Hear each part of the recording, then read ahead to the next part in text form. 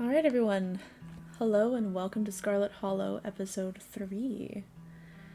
In the last episode we did a lot of things. Let's look at the recap. Would you like to see a recap of episode 2? From now on, you're back at the estate by bedtime. No more impromptu sleepovers. Heavy stuff. No wonder Stella seemed distant. Well, that's right, we did get to talk to Avery. The diner is where everyone comes to gossip, so I hear a lot about what goes on around here. I'll let you know if anyone mentions those monsters or anything else strange or unusual. Have either of you seen Rosalind around town? I don't want to be a helicopter dad. Hi, Dr. Kelly. If you're wondering, be okay if Reese could come hang out? Nothing strenuous. He probably can't manage it. Stay home and wait for the week to end. That's all I ask. You're interrupted by a sudden movement out of the corner of your eye. A girl carrying a bundle of snacks pops through a hole in the fence and disappears over the crest of the hill.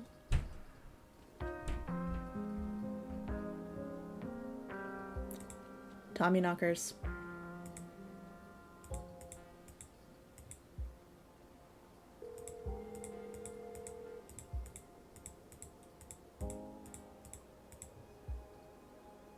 And we didn't wait for her, we just went in. Correction.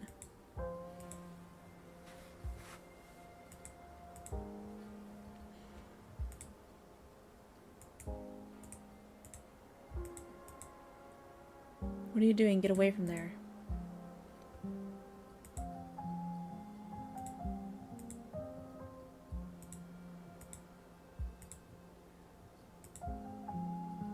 We saved them, but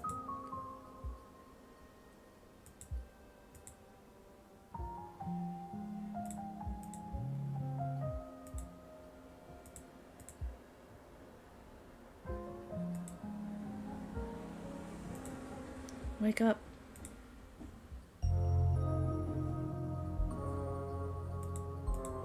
You managed to survive a second night in the town of Scarlet Hollow. Which means we could totally die, I'm guessing. As you pull yourself out of bed, you can feel the soot and grime of the Shawmill mine still stuck to your skin. Let's take a shower. In this disgusting bathroom that's probably not really gonna get us that much cleaner. You step into the guest bathroom and into the shower. Ugh. Ugh. The water is hot and, surprisingly enough, clean. Thank God! As steam fills your lungs and soot washes down the drain, you think about Rosalina's shattered leg and the image of a foot barely still attached to her body. Scrub feverishly, trying to scrape the memories from your skin as if they are part of the dirt that coats you. Think about Sybil's warning. The worst is yet to come. Think about Wayne and wonder how many times he's watched you unseen. Think about someone special. Think about finally getting out of this hellhole and safe in your own bed. What should we think about?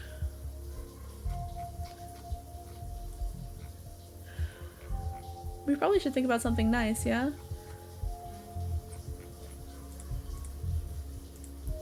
Stella, your intrepid, cryptid hunting companion and everything the two of you have been through. Kanika, the resident goth and one of the most level-headed and fashionable people in town. She is beautiful. Avery and their calming presence standing in contrast with the coming storm.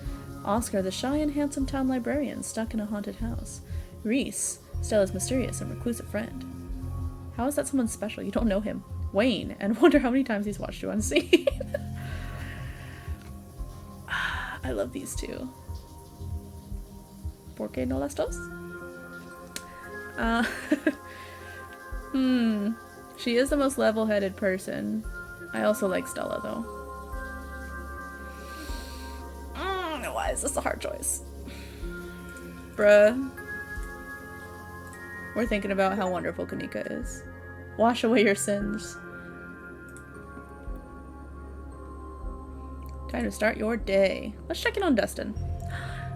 There are two of them! Morning, Dustin. Who's your friend? Her name, Mom. She come to us.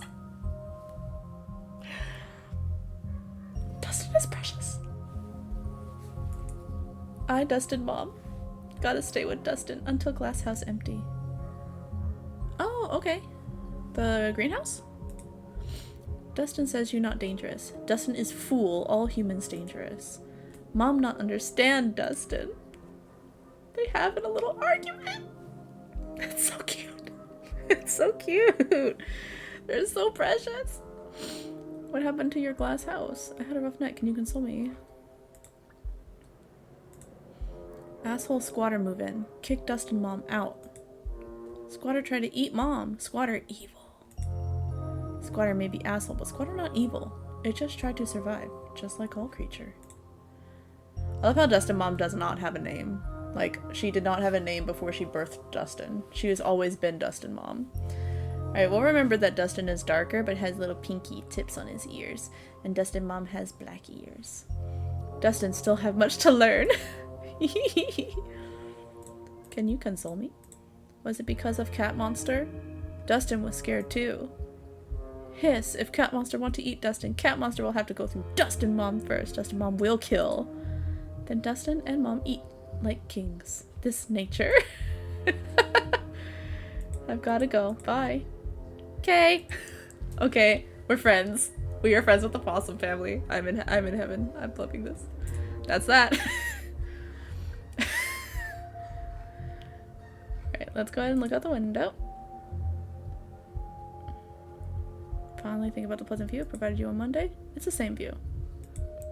Cool. Let's check that fucking ass closet. Every time you see that doll, your heart skips a beat. It hasn't moved, right? I don't believe it has. I hope. We also did pick it up and put it back, I think. Message your group chat with Stella and Kanika.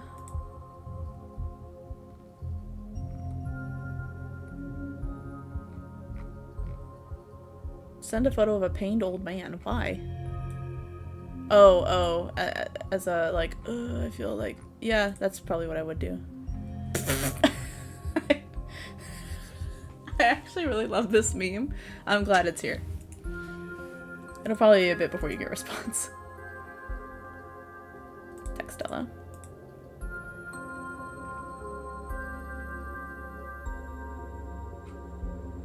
How are you holding up?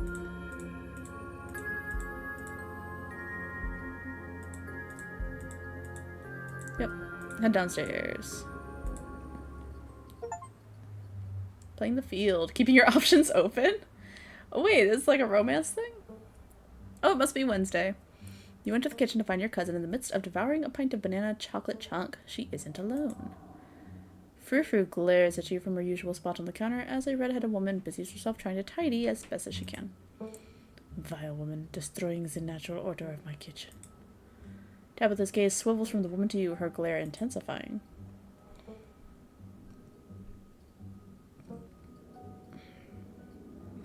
Nobody lives out in the garden, right? The possums in my dresser told me something squatting in the greenhouse.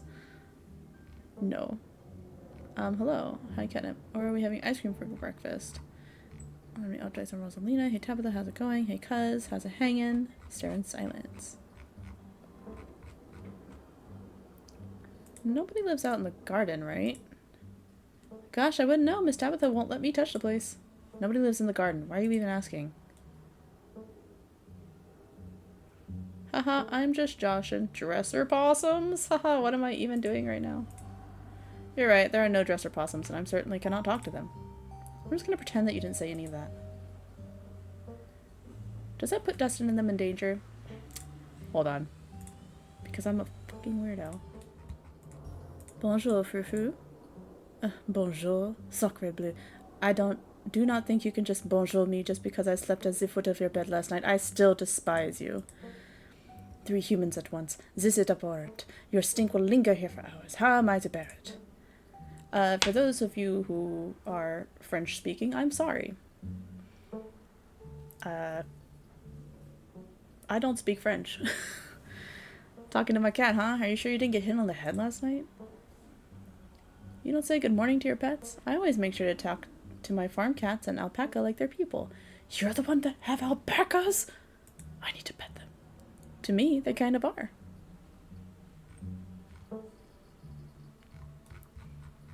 Nobody lives out in the garden, right? Gosh, I wouldn't know. Miss Tabitha wouldn't let you touch the place. No one lives in the garden. Why are you even asking? Haha, I'm just joshing. just gonna pretend that you didn't say any of that.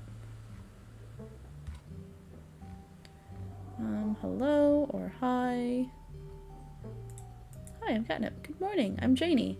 Just here to do my little weekly cleaning. Whatever cleaning Miss Tabitha will let me do, at least. I could have this place looking brand new, you know. Don't go making any big renovations or moving anything around. I like knowing where my stuff is. Okie dokie. So nice to finally meet you, Katnip. I mean, I guess I did meet you on Monday when you popped into the diner. That was her. And she did say that Tabitha was kind of mean. Janie. But seeing someone somewhere and meeting them face to face are two completely different things, I suppose. Thanks. Thanks. All I'm trying to say is that it's wonderful to finally actually meet you, and I'm so happy part of the family is here to keep Miss Tabitha company, what with everything that's Janie. Oh, I'm sorry, Miss Tabitha. Am I being too much again? Tabitha grumbles in acknowledgement.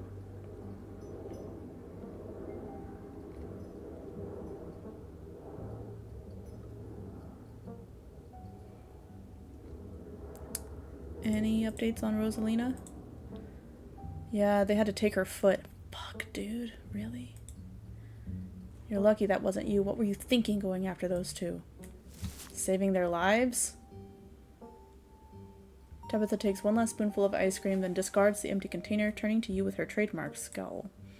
Let's get going. I've got an errand to run in town, and every time I've left you here alone, something terrible's wound up happening, so you're coming with me. A day with our cousin Tabitha. Woohoo! Let's go. Hold on, you can't just tell me Rosalina lost a foot and move on like nothing happened.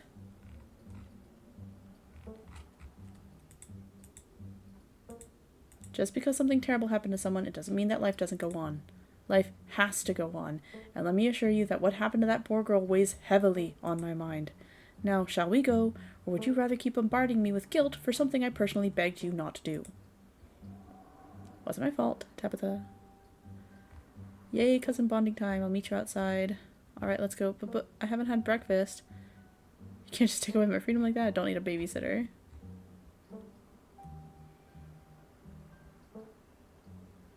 I kind of want to be weirdly positive about this. Do you know what the word bonding means? We're not bonding. This is punishment. Janie, lock up when you leave, please, and don't go rearranging anything. Oh, no. As you're ready to leave, Janie approaches from the far side of the kitchen. Tabitha remains between the two of you, impatiently tapping her foot. Oh, Katnip, before you go, I heard about what happened last night. I mean, I heard about it before Miss Tabitha mentioned it just now, and then I heard it again. I just wanted to say that I'm so sorry you got caught up in that. I'll be praying for Oscar and that poor little Rosalina. They're such sweethearts. Couldn't have happened to nicer people. Thanks. Last night was a lot. If you ever need to talk to anyone, my husband is the local pastor. He's a gentleman and always willing to lend an ear. He's actually been going a little stir-crazy ever since we moved here, what with nobody really attending sermons. It'll probably do him a lot of good to talk you through your worries. With everything that's been going on lately, having a priest on speed dial seems handy. Sounds wonderful. Thank you for the offer. Maybe we'll see. I'm not really religious. I'm not Christian, but thank you for the offer. Rather not. I'm not Christian, but I'll just tell her it sounds good. Of course, he's always ready and willing to talk to people, so feel free to stop by the church anytime. The door is always open. Sorry, Tabitha's so mean to you. Have you seen any weird creatures around town? Do you know anything about a game named Wayne? Have you seen anyone prowling around the estate? It's been nice meeting you, but I've got to bounce. Tabitha's foot tapping is driving me insane. Goodbye. I should go. I'm going to stop the two of you right there. Katnip, I'm busy and not in the mood to stand around waiting while you play Nancy Drew with my cleaning lady right in front of me. We're leaving. Bye, Janie. Alrighty then. Be safe out there, you two. Practically drags you from the estate, one hand clasped firmly around your arm. It would be easy to break your powerful arms from her grasp, but doing so might serve to further irritate her. Nobody drags Katnip places. You may be physically stronger than her, but you know where you fall in the pecking order. Let Tabitha continue dragging her. It's good for her to think there's a pecking order.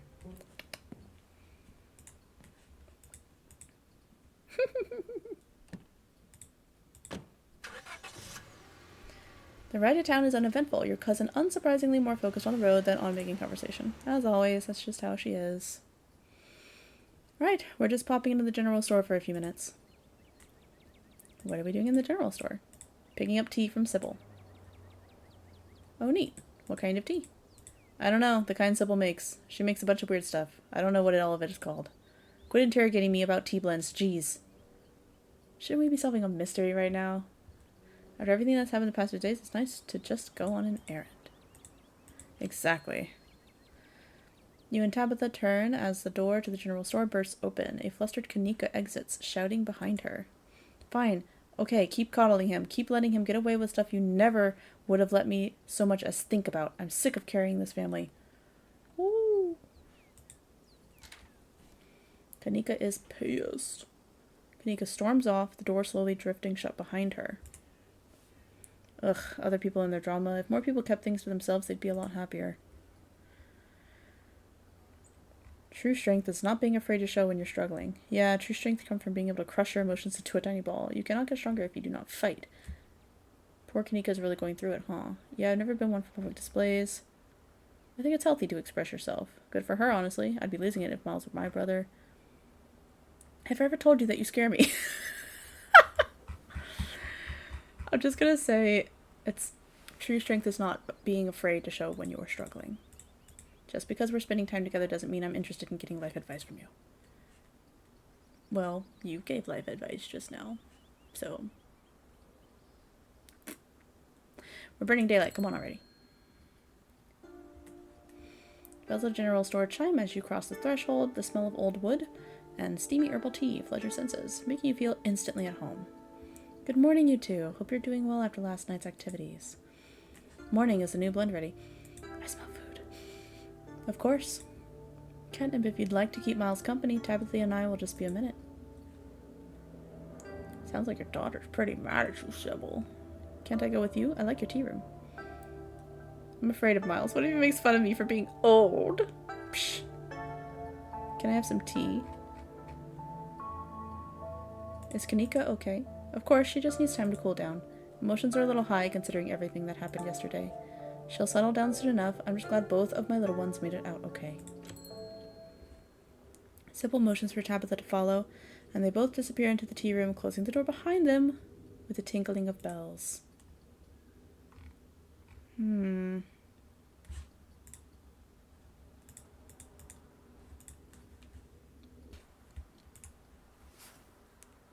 I might have gotten on Tabitha's better side if I had stuck with the, waiting for her bit, but it's not a big deal. They both disappear into the tea room, closing the door behind them with the tinkling of bells. Try to listen in. Chat with Miles. Yeah, I'm fucking curious. Let's go. Subtle, says Miles. Bruh, Miles, you don't give a shit. Longer than you'd hoped, but...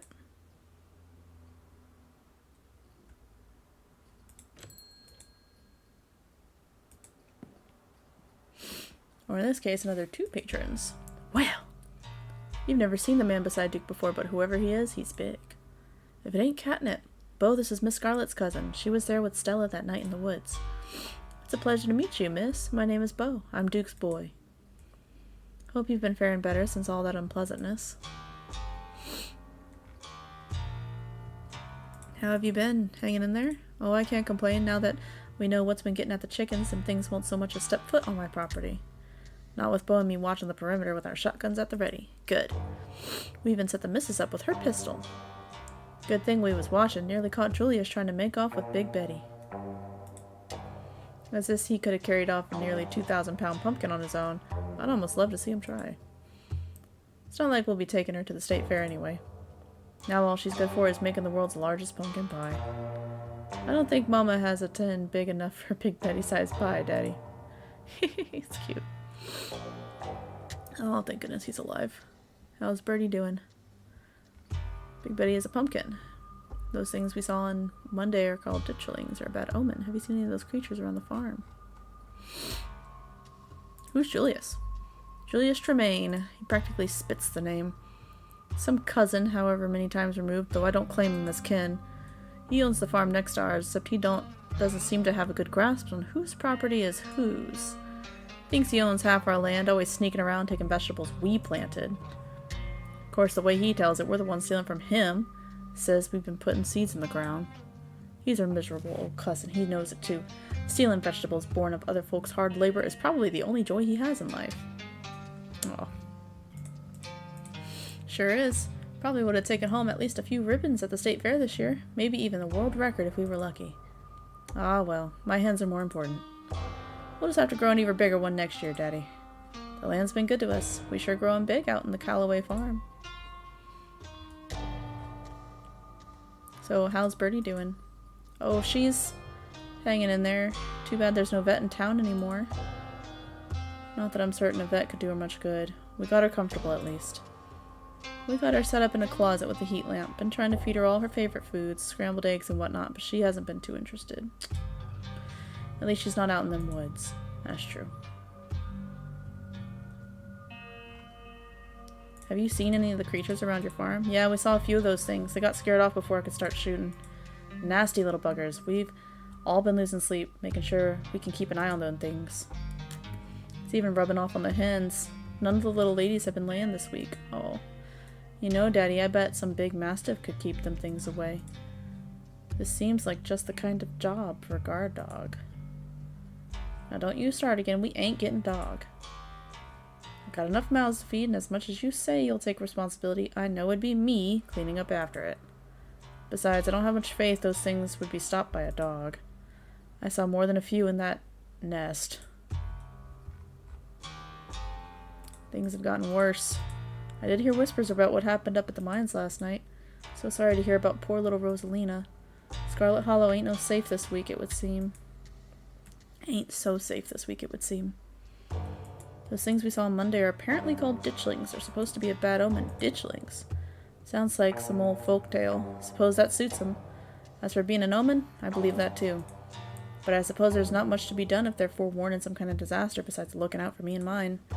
Still, I appreciate you telling me. It's nice seeing you, Duke. Truly. Glad I saved your life. It was a pleasure running into you, Katnip, but we'd best get on with our shopping. Can't spend too long away from the farm, what with those little devils running around. Can't leave Mama all by herself up there for very long. You have a good one. Hope Scarlet Hollow treats you better. It was nice meeting you, and please tell Miss Scarlet I'm sorry about her mama. Aw. Bo seems nice.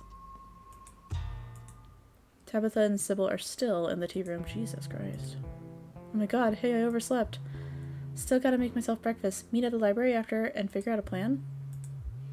Hey again, lol. If you want to come over for breakfast, would honestly love to hang out. Sliding into the DMs, are we? Winky face. If you want to hang out before the library thing, I'm parked in the abandoned lot by the gas station. It's hard to miss. Ooh. Who do we choose? That's not fair. Oh, check in on Oscar? Who's Oscar again? Oscar. Who's Oscar? I don't remember who Oscar is. I'll be 100% honest, I don't remember who Oscar is.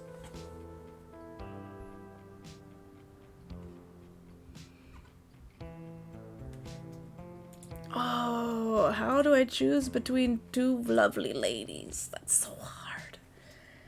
I guess Kanika? I could also go to the diner to see Avery. He may know something. Or they may know something. I think it's they. Kitty cats, excellent little sneakies. Go after Kanika. Swing by Stella's. Kanika just seems so interesting. I'm gonna go for Kanika. You follow directions Kanika texted you, and soon find yourself in a disused parking lot hidden behind the shutter shops on Main Street. Besides, I think she kind of needs, like, someone to talk to. She just went through a lot, I think. She's sitting alone in the back of her van. But she notices you lurking on the edge of the parking lot and waves, her troubled expression brightening into a smile. Hey, you made it. Hop on in. Sorry if this is a weird place to hang out. The back of her van is so cute. Aww. I'm just like, got the books, all the cute little clippies, got some cans, her laptop, and more paper goods. This is pretty cool, actually. Taking a mental health day. I kinda need some space from the store. Plus, I feel like ass. I'm exhausted and a little out of it. Must have inhaled too much coal dust last night. Well, you look great. You look like a flirt. Whoa, whoa, whoa, you're sick? You better not be contagious. Do you think that something in the mines made you sick? What's going on with you and your folks? Sounds like you were having some kind of argument. Well, let's flirt. I'm flirting. We're going all in. Going all in with Kanika. How can I not? She's so fucking gorgeous! Well, you look great. Are you trying to lay down the charm on me? Maybe it's working. Keep it up and see. Alright. Sorry. I get way too excited about that kind of stuff. Do you think that something might have made you sick? What's going on with you and your folks? Sounds like you were having some kind of... Let's start with the sick thing. Kanika reflects on your question and shudders. I was chalking it up to spending too much time breathing in that old mine dust, but with whatever happened to Wayne, I don't want to think about it. Are you sick? I've never been sick in my life! I'm tired, but I don't think I'm sick. I don't think so, but what if I am? How does one know if they're sick? What even is sickness? Stop with the fake philosophy. I'm tired, but I don't think I'm sick. Okay, I think that's a relief. Normal sick and cold dust-induced asthma I can handle. Skin melting off? Not so much. How are you doing after last night? Have you heard about what happened while I was in Lena? Are we still going over to this place today? Ghost hunting? You and my cousin don't seem to get along very well. Sounds like you were having some kind of argument? Yeah, family stuff. Are you sure you want me to get into it? I don't want to dump all that drama on you. Of course, I'm here for you. Lay it on me. I'm a fiend for drama. Only if you're comfortable sharing. We've only known each other a couple days. Are you sure you trust me like that? Psycho thought, nah. Only if you're comfortable sharing. I don't want to pressure you into saying something you'd rather keep private. It would honestly be a relief to talk about it with someone. Thanks. Especially since you were there last night, so you know how it felt to survive something like that unscathed. And to know not everyone was so lucky. So after I got home last night, I had to deal with my brother. He really made me feel like I was the bad guy, especially once we got home. Like what happened to Rosalina was my fault. What? Really? What a jerk. And Mom didn't help. She never does. She always takes his side, saying he's young and allowed to make mistakes. Mistakes that I could never dream of getting away with. You know, Kanika, as a firstborn child, I understand. I understand. They're always a lot more lenient on the other ones. When we told her what happened, she just said the same shit she always does about family and getting along and sent us to bed with tea. Her favorite method of conflict resolution. As if a little hot leaf water ever really helped anybody. What's the deal with her and tea anyways? Is that it? Doesn't sound too bad. I'm sorry, that sucks. I don't know how you deal with these people. Your fault. That's rich. That's kind of what I said just now, so... Right? It kind of boiled over this morning, though. She wound up blaming me for letting Miles sneak off into the mines, saying that if I had been working like I was supposed to, he wouldn't have gotten into trouble. I'm sorry. Is she her brother's keeper? Interesting. Like I'm supposed to be in charge of a sullen teenager every second of the day, while working. And it's not like I don't care, I'm always stressing out about it. And it's not like I don't care, I'm always stressing out about that kid, or the store, or the million other little things I'm supposed to deal with. None of this should be on me. Yeah, didn't she mention she was, like, trying to go to vet school? These are the best years of my life, and I'm wasting them in this dying town, keeping a store afloat while my mom just messes around with her little herbs or whatever. I'd made it out of here, damn it. I'd gotten into grad school. I was good at it. I was going to graduate with honors and everything. But then Dad died and I came back for the funeral and then I had to stick around just to help Mom sort out a few things. First it was a month, then 2. And now here I am over a year later and those few things became my life. I don't want to be this person. Oh God, that sucks. If I could, I'd just drive this van all the way to the coast, lie down on a beach, and never come back. Oh. Poor Kanika.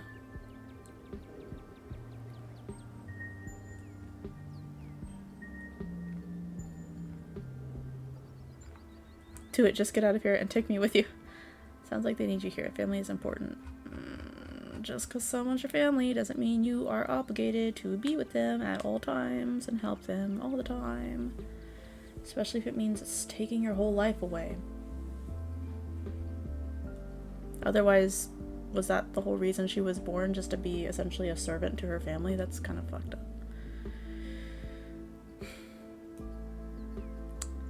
Well, what about Stella and Reese? Look, when it comes to Reese, I love the dude, but I haven't seen him in person in a long time. Hardly a reason to stay here. Stella, though, she was so happy when I came back. I mean, she was upset about the circumstances, but she'd missed me so much. I just haven't made time for her. I know she understands why, but I'd feel awful just driving off and leaving things like this.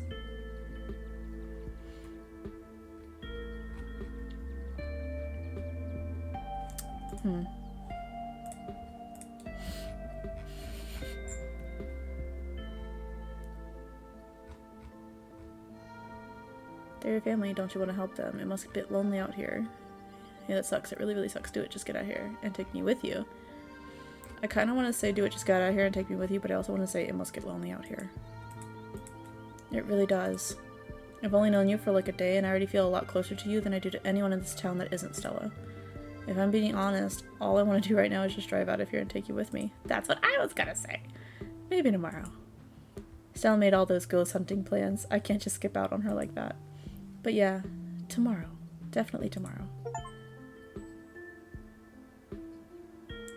And I'm serious, you should come with me. God, and of course I feel like an asshole for talking about all of this now, the morning after our mind collapse. But I guess this was pushed all of this over the edge. Nothing like a major disaster to make you question the direction your life has taken, right? True. I wouldn't have met you if you hadn't stuck around. It's not all bad. Might leave tomorrow though. If you're serious about getting out of here, it should be today. How are you doing after last night, aside from family stuff? Have you heard about what happened to Rosalina? Are we still going over Reese's place today? Ghost hunting night? Okay, so we're back. We're back here. I wouldn't have met you if you hadn't stuck around. Not all bad. You're right. I guess some good things can come from messed up situations. I'm serious, by the way. If I leave town tomorrow, when I leave town tomorrow, you should come with me. Fucking will do, girl. You, me, this van, let's fucking go.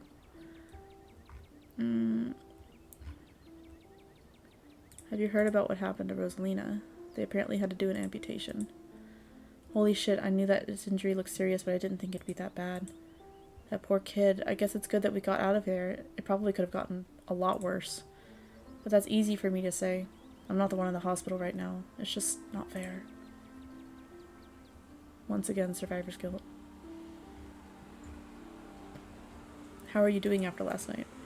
Aside from family stuff. Not great, if you can tell by now. At least I was able to get to sleep once the adrenaline wore off, even if I barely feel like I got any rest at all. Before things got heated with my folks, Mom gave me some more of this tea that's supposedly good for, I don't know, recovery? Rejuvenation? Must have been caffeinated or something because it did not help me fall asleep. But it's kind of helping with the headache, and at least it tastes good. What about you? I'm just feeling lucky to be alive. I feel guilty. I hate it here and I want to leave. I feel guilty. I really wanted to save her. After everything that's happened the past couple of nights, I just feel guilty. Like I don't deserve to be doing okay when other people have suffered so much. Me too, but that's just survivor's guilt, right? We shouldn't let it get to us. You haven't done anything wrong.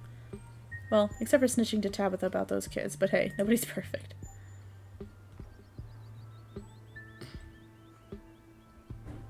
Are we still going over to Reese's place today? Oh right, with everything going on, I almost forgot. Yeah, I think that's around 4. Here's hoping he's still up for it. I'm dying to know what he's been up to in that little dungeon room of his. I'd be lying if I said I wasn't worried about the guy, even with everything else that's been going on. Should I say he's so mysterious, can't wait to meet the strange basement man, or should I say something about like his mom being kind of weird? Or she's got it rough.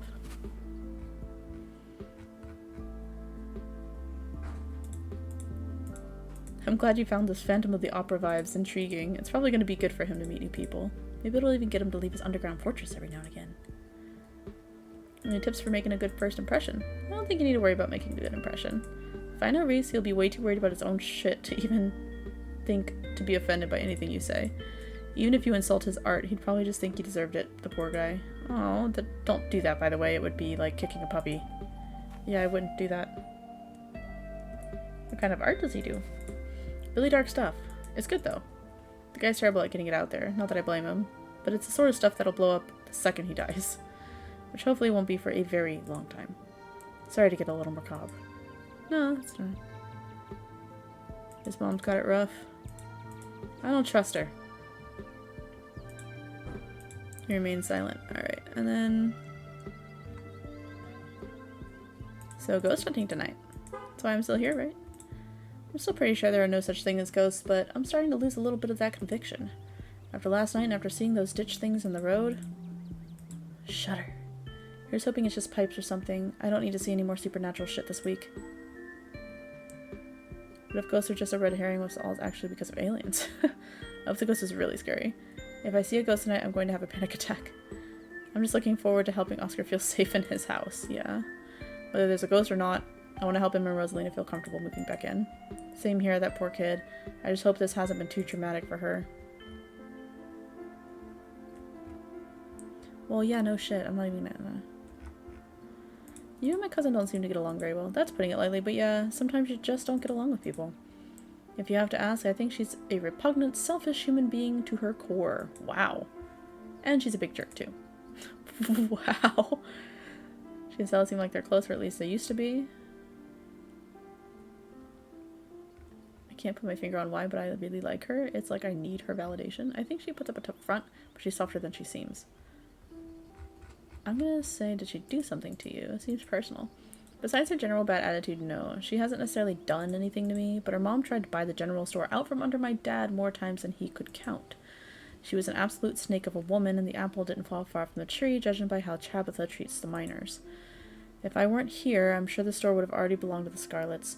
There's no way my mom or Miles would have the backbone to stand up to her. Just another way this town manages to keep its nasty little hooks in me. Gotcha.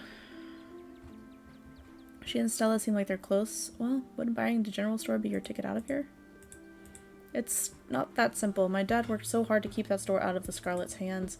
He knew as soon as Pearl got it, she'd have a stranglehold on housing, work, and supplies for the miners. Ooh. Next thing you know, your town has lost hundreds of years of progress and you're stuck back in the era of company towns. Yeah, I was gonna say. It's another company town thing. Yeesh. If I left, it would be like a slap in the face to everything my family has worked towards since my grandfather's time. It sucks I'm the only one in the family who cares about that anymore, but I guess that's life. Crazy to think I might just leave it all for the vultures. She and Stella seem like they were close, or at least they used to be close. Yeah, I don't know what Stella saw in her, but they got pretty close in high school. I was taking a lot of online AP classes, so I wasn't around like I used to be. Maybe it's my fault they wound up hanging out so much. It seemed like they were always together, but by the time I got back to town, they didn't seem to be talking anymore. Never really got the whole picture of what happened there, but thank God it meant I didn't have to see that woman all the time. Maybe Stella brought out a better side of her. I can't imagine Tabitha having friends. Maybe, but whatever side she might have seen, I'm sure as hell haven't seen it.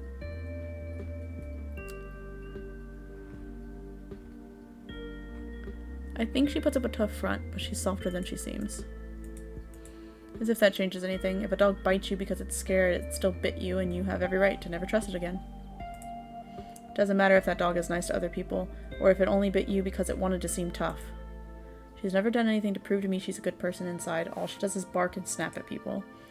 I'd be careful if I were you. Don't go sympathizing with someone like her. You seem a lot more open about the supernatural than you were yesterday. A true skeptic is also skeptical of their own biases, and always ready to admit when they're wrong. I'm going in with an open mind. I like her. I like her a lot. Besides, I've always wanted to believe in magic. Like, back when we were kids and still making videos together, I was embarrassingly into it. There were probably still videos on YouTube of middle school me genuinely trying to transform into a Sailor Scout. Oh, please don't look them up. That's so precious. I thought if magic was real and I figured out how to use it, I'd actually be able to leave this town. I just wanted to get isekai'd, you know? I guess being good at school was enough to make that happen in its own way, even if I wound up stuck in the same hole I'd managed to dig myself out of.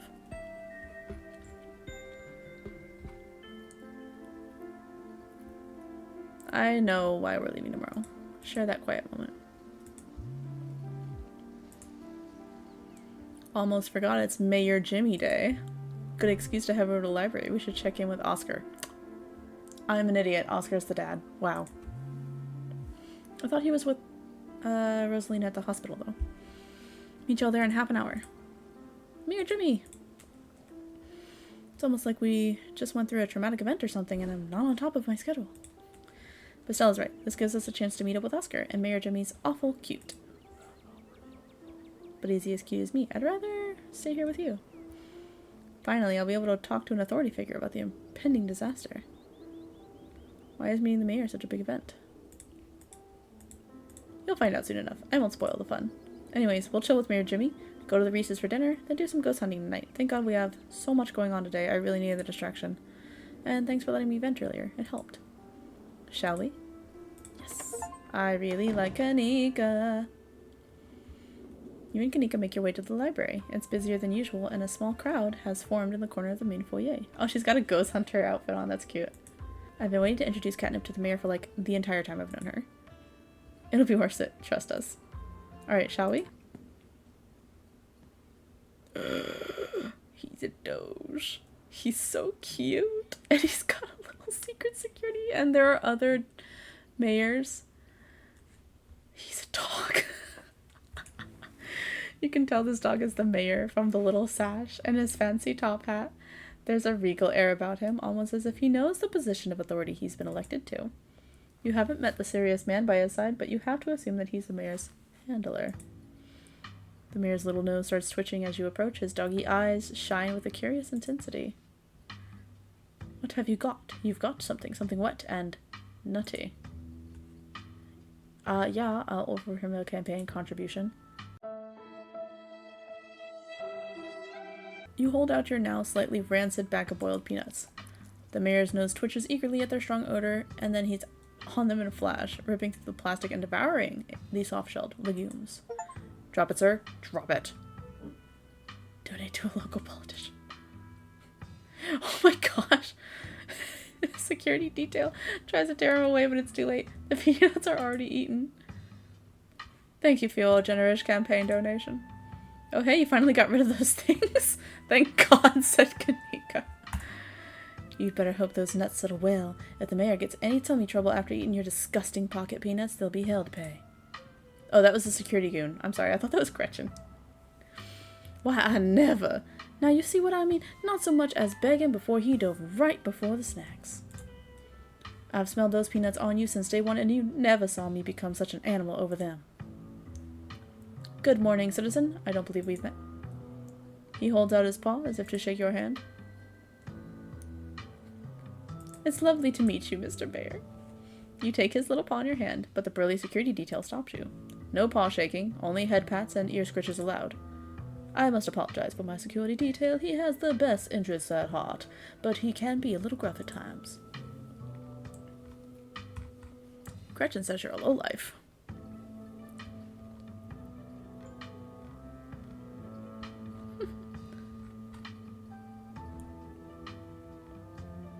He's a dog. And you're an ape, and yet here I am, the big dog in charge. He's the mayor. I'm so glad no one ruined the surprise. This town has had a dog as mayor since the early 1900s. That's just how we do things around here for some reason. It's the best part of living in Scarlet Hollow, besides the nature. And all my friends, and Winnie's Biscuits. Oh, and the close-knit small-town community, of course. But having a dog mayor is the close fifth, no contest. Now, is there something I can help you with? You're not one of my constituents. I'd like to make sure I spend plenty of time with the voters. Mr. Mayor, there's something very serious going on in the town. We need your help. Kanika's like, Of course, the pet disappearances. I haven't been made aware of the situation. But what do you expect me to do about it? It's autumn. That's tourist season in Scarlet Hollow. I can't turn away the lifeblood of this town, not with the mine faltering the way it is. There was a mine collapse last night. We don't need any more news of disaster coming out of Scarlet Hollow. Do you understand? We are back. For you, it will seem like a literal second, but look. We named him. He's little otter. He's gonna be our companion for the day. I don't know what we're naming him, but he'll help me with the scares. Alright, there was a mine collapse last night. We don't need any more news of disasters, so you know there are monsters laying eggs in local animals and you're just gonna let it happen. You're very well spoken. I can see how you got elected. People are watching. Don't be too suspicious.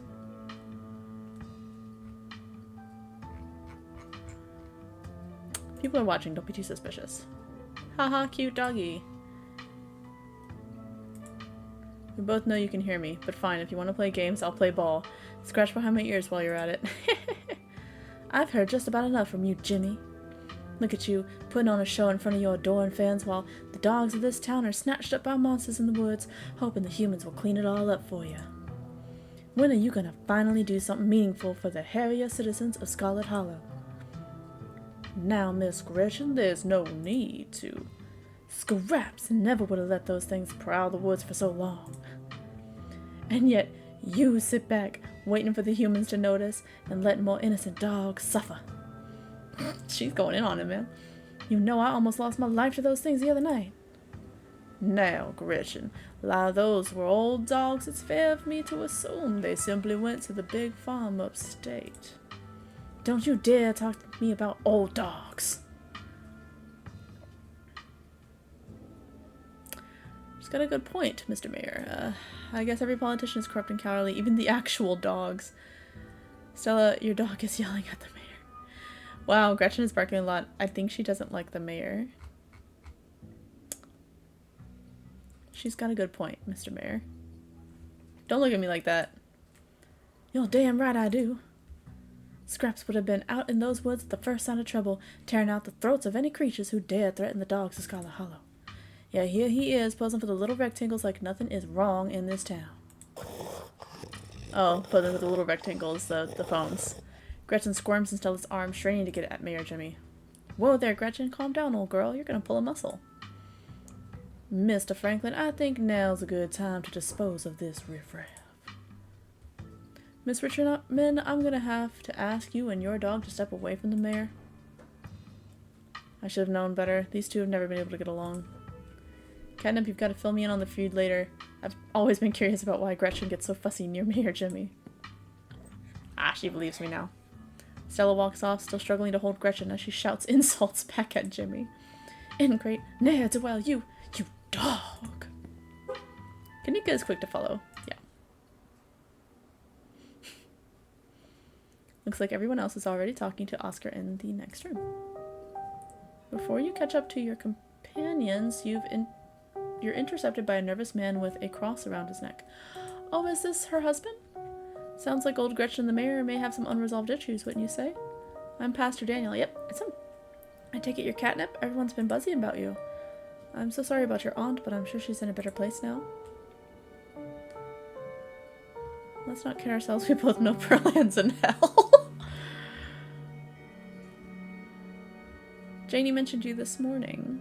Gretchen says she didn't vote for the mayor. The mayor is huskier and a huckster and a fraud. The bastard cares more about tourism than the fate of the town.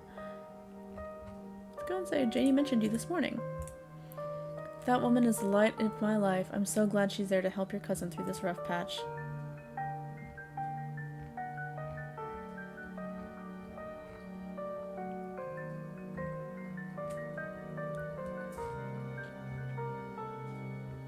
I don't really like any of these options, but I will say, oh thank God, I've been hoping to find a priest. I like your gumption. I can't even remember the last time someone around these parts actually wanted to find me. Poor guy. This about Pearland or perhaps your mother?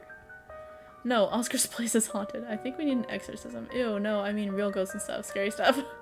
Never mind, say nothing.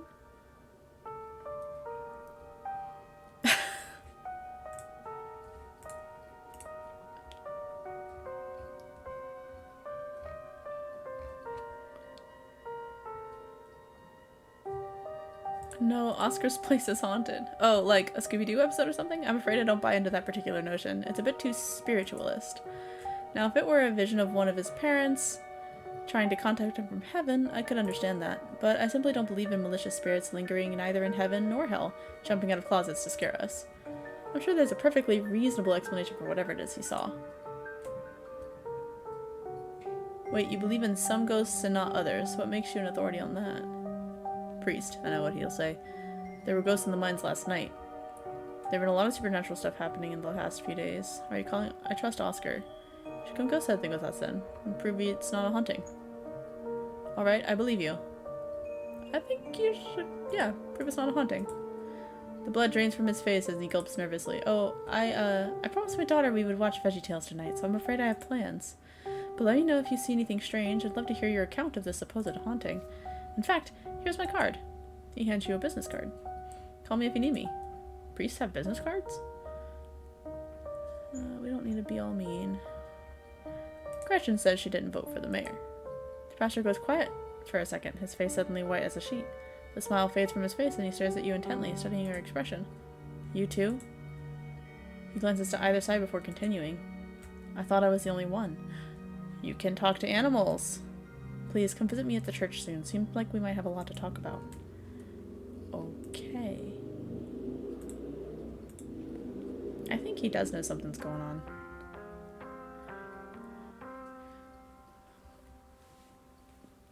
Why with the hot dad energy, dude? Ugh! Oh my god. Poor Rosalina, I can't even imagine how scary this has been for her. I really need to be more focused on actually what's happening in the game. She seems in high spirits right now, but they've got her on some pretty strong pain medication, so I'm not sure how she's gonna feel when that wears off. And it was the whole foot? Yeah, it's bad, but she's alive. We'll both be able to move on from this. We just have to get through the tough parts first.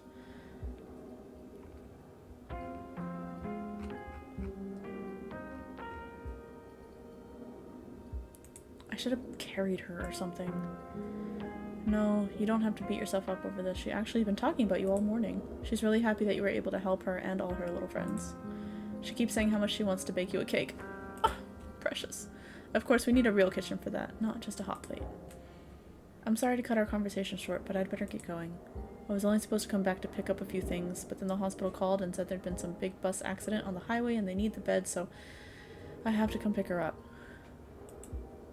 Even though our house is still haunted and the only place she can lie down until then is the dirty back room that drove her away in the first place, and Mayor Jimmy Day is happening. Sorry. I'm just a little overwhelmed. It's okay, Oscar. We're here to help. Yeah, we're gonna get that ghost.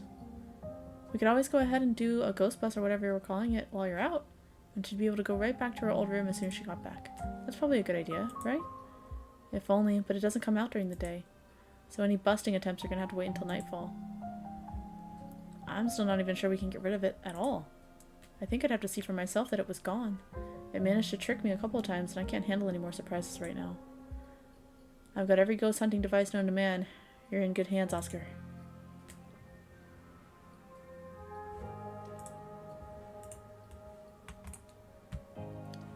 We have the power of friendship on our side.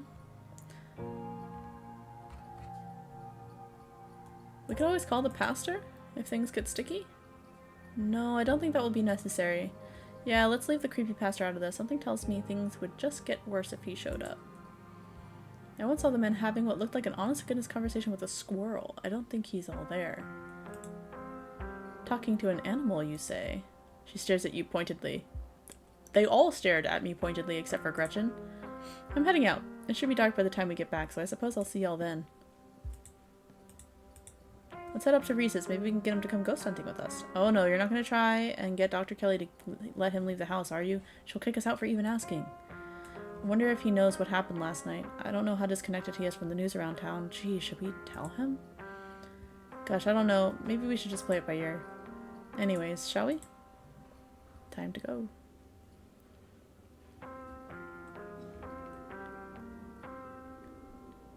Avery ghost hunting. Not a bad idea. Invite Tabitha to go ghost hunting secretly. No. So I finally met Pastor David. About the mayor. Right, is he gonna help us? What was he like? He's corrupt. That dog cares more about tourist money than protecting the town.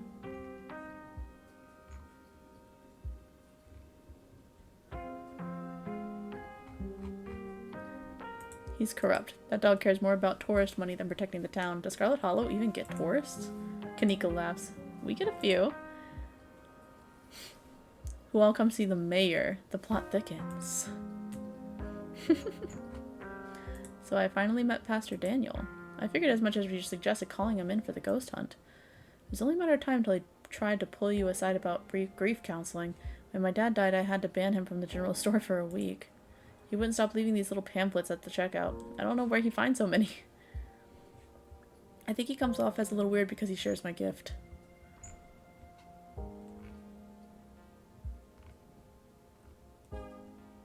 That's all I have to say, really. I met him. He has been met. I have no opinions on the man. It's kind of true, though. I did meet him, but I do want to put this one out there. I think he comes off as a little weird because he shares my gift. Wait, you don't mean... Yeah, he corroborated some of the things the mayor told me. Okay, assuming for a minute that both you and Pastor Daniel have the magical power of speaking to animals, I don't think that's enough to explain how weird the guy is. For instance, I like you, and I don't like the pastor. I wonder how many people out there share your gift. There's so many implications. I'm going to continue to pretend that Katnip is just really good at reading animal body language. I don't think I can handle many more world-shattering revelations this week. Should we invite Avery to go ghost hunting? Oh, yeah, totally. I don't know why I hadn't thought of that. I'm sure they'd get a hoot out of it. Yeah, I can't say I mind having a calming presence with us tonight. We won't be much help to Oscar if we start jumping at our own shadows. Cool, I'll text them on the way over to Reese's. Calming presence was also brought up in the shower scene where you're like trying to think of somebody cool. She doesn't like Tabitha. Tabitha just says mean things to her. I don't know if we should invite Tabitha.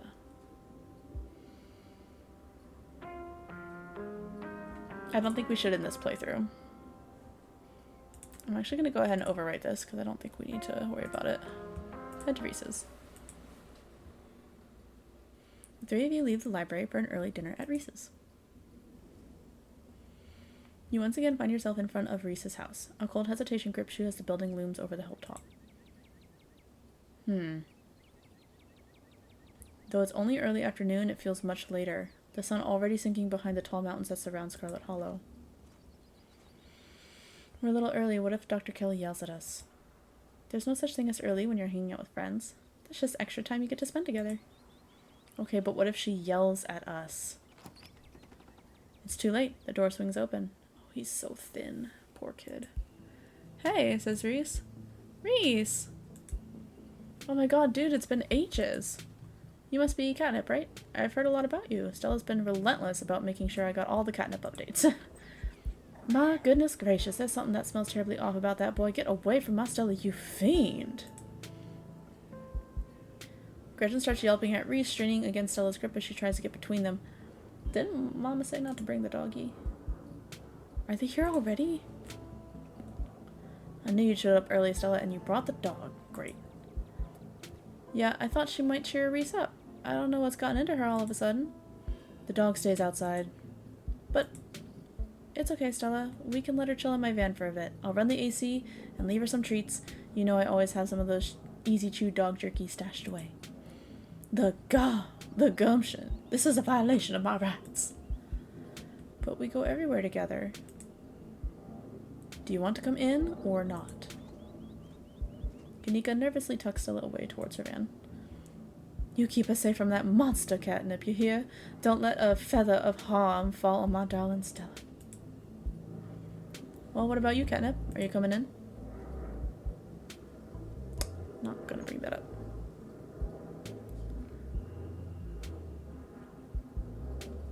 Oh, sure. I don't think that should mean anything. Yeah, we're all in here anyway. The house feels cold. Not only is there an odd chill in the air, but the building itself feels too sterile, uncomfortably tidy to the point where you're nervous to touch anything. Oh, interesting artwork back here. If it weren't for the aroma of store-bought dinner rolls baking in the oven and the unsettling artwork hanging on the walls, you'd be half convinced you'd wander into a real estate showing. So how can I lend a hand? By sitting down at the table and not puttering around in my kitchen. I made sure everything was done well in advance, so the only thing left are the dinner rolls, which shouldn't be long. Then we can have a quick dinner, and you can leave my house and go on about your business. But I was kind of hoping to see Reese's new art. Well, you still have time now, right? You aren't seriously considering subjecting your friends to your disaster of a room, are you? It's not that bad. You can still see the floor. Dr. Carolee raises a single questioning eyebrow. I'm not very good at those. Yeah, no. I don't mind a little mess. Yeah, I doubt it could be any worse than the way I keep my room. Yes, okay, fine. As long as you stay out of the kitchen, I don't care what you get up to. Cool, we'll just be downstairs. You won't even know we're here.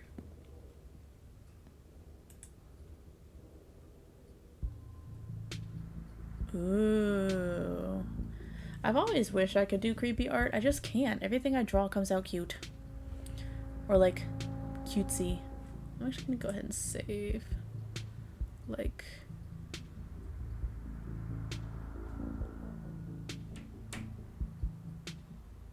here. I'm gonna kind of keep saving over this area. The basement is what you might expect out of a tortured artist who spends all of his time confined to a studio. Discarded canvases line its edges, while trash and sketches leak out from their piles in the corners of the room, hiding the bare cement floor. Ghoulish faces coat the wall in paint, sneering at their creator. It's kind of cool looking, though. I like looking at art rooms. Your mom is so scary. She can be a little intense, kind of overprotective, which I guess makes sense. Anyway, make yourselves comfortable. You'll have to forgive the mess. I've been distracted lately, haven't been cleaning much. Do you need us to break you out of here? I don't think your mom could stop me. Your mom really looks out for you. Kanika's right, your mom is scary. So, has Stella told you about everything that's happened the past couple of days? Your situation's gotta be rough, sorry. What are you sick with? Your art. That's quite a movie collection. You got any wrecks? C3 go way back. You need someone to pose for your paintings this week. Come ghost hunting with us tonight. Dinner's gotta be ready by now, right? I'm gonna start with his art. It's exquisite, it's grotesque, it's so emo. There sure is a lot of it. It's awesome. Thank you, Katnip. I don't really make my art for other people, so it's always a nice surprise when it resonates with someone, especially considering how personal these pieces are to me. Having other people look at them sometimes feel like I'm having them look over a raw wound. Aw. You know, I've still got that painting I stole from you back in high school. I even took it to college with me. You make good stuff, dude. Oh no, you should get rid of that old thing. It's ancient. Knowing there are people out there who might see something I made in high school is horrifying. No way, it's rad and people compliment it all the time. You can get a real following if you ever posted these online, you know. No, I think I'm okay sticking to sparsely populated late-night live streams. That's all the social media I can handle. It's fairly. I don't know how you do it, Stella, having to exist in front of all those people all the time. Knowing some version of you lives inside their heads, knowing they expect something out of you that you might not be able to give them. Okay, but if the only time you ever put your art on display is a live stream during ghoul hours, when am I going to be able to see what you've been working on? Tell you what, when I die, I'll leave you my paintings, then you can see them all. And maybe they'll be worth millions, since I'll be dead. I'd be able to rest easy knowing someone had retroactively given my life value. Ouch, dude. Now everybody's kind of in a downer mood. Damn.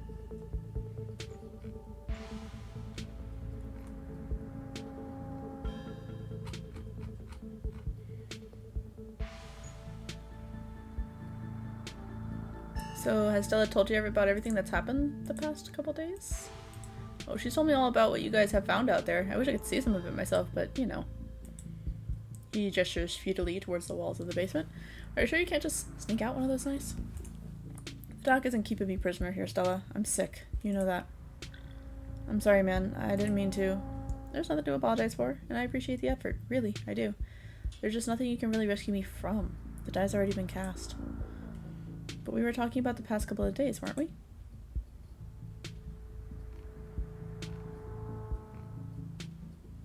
What do you think is going on with Wayne?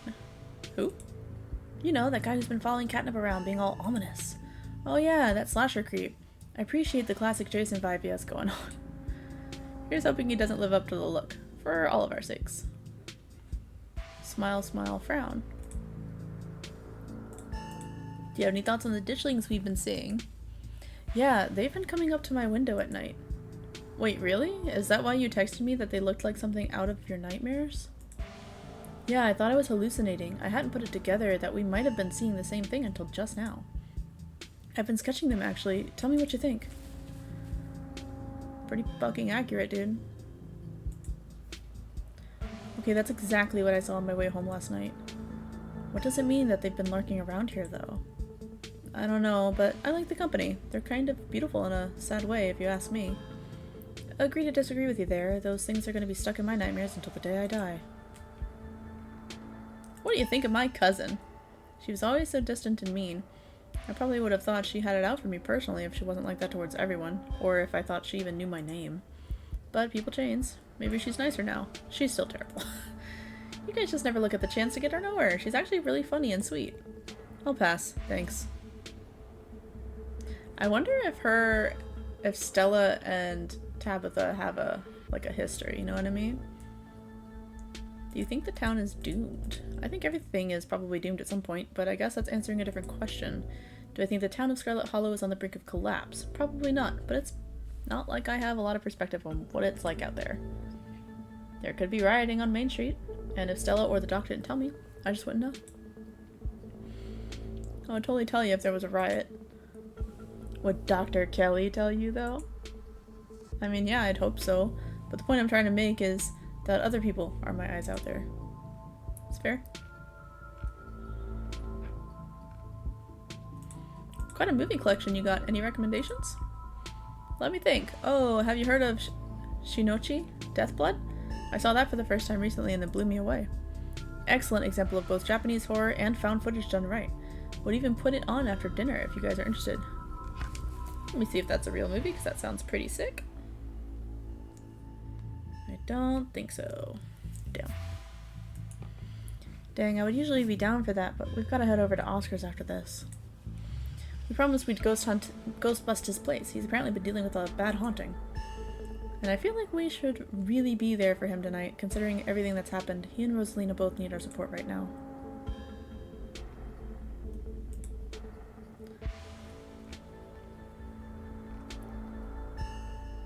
Your whole situation's gotta be rough. I'm sorry. Thanks, but I've been dealing with this for a while, so you don't have to feel sorry for me. I've come to terms with the way the rest of my life is going to be. You're so macabre, Reese. You make it sound like you've been sentenced to death. You haven't, right?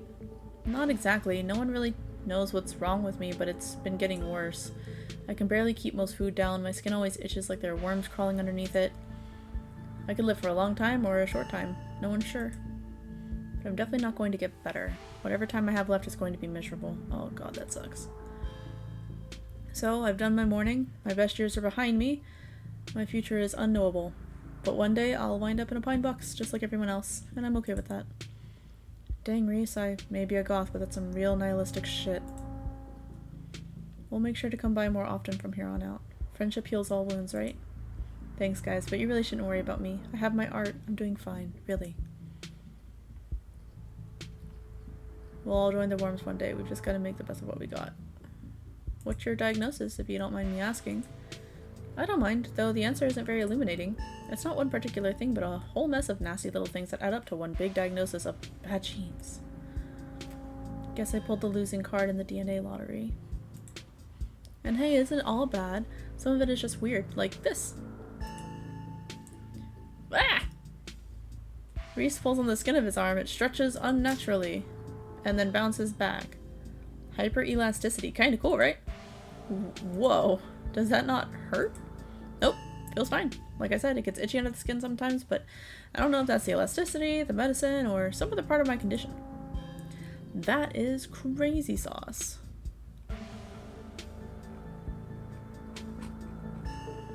So you three go way back, huh? Almost to the womb. The school here is tiny. It's a tiny 12 decay. Not exactly a one-room schoolhouse, but not far from it. For those of you who don't know, K-12, sorry, not 12K. K-12 is kindergarten all the way up to 12th grade, which is up to like the end of middle school. So you're basically like starting off at like 4 or 5 years old, and then 12th grade is usually like your 13th, 14th year. We're lucky we all got along as much as we did. Some kids, or I guess 12, 13 year? Yeah. Weren't able to make any friends their own age. They just happened to be born around the same time as some real jerks and were stuck with them through their whole school career. Poor kid. Now that we were free from dealing with jerks, like a certain Scarlet I can name. Okay, she was a little rough around the edges, but she was pretty friendly when you got past that. Maybe to you. The way she used to look at me, you'd think I'd rolled in something foul every morning before school. Same here, though to be fair, the feeling was more mutual between us. She deserved it, though. Kanika does not like her.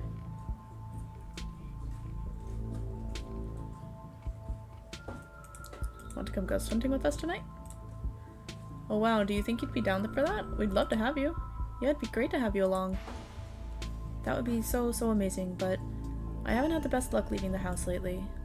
Even just walking to town is enough to put me in bed for a week. It sucks. But make sure to bring your camera, Stella. I want to see everything that happens.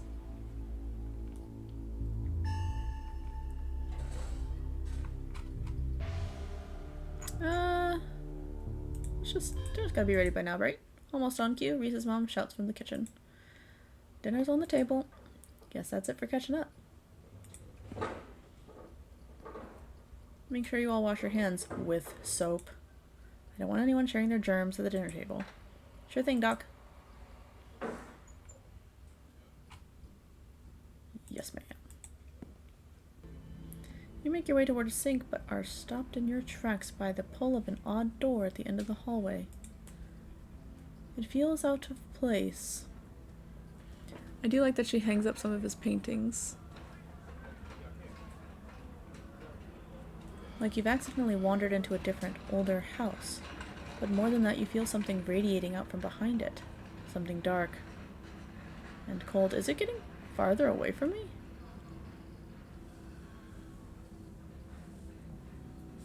No, I'm just crazy. Okay. Something that reminds you of the dusty tunnels you narrowly escaped last night. An oppressive hum just beyond your hearing fills the air, and you feel strange. You are compelled to approach the door, drawn in as if hypnotized. Oh, there is no other option but to open the door. Seriously? No? I'm just going all the way down. There's gotta be another option. Damn it. There's no other option.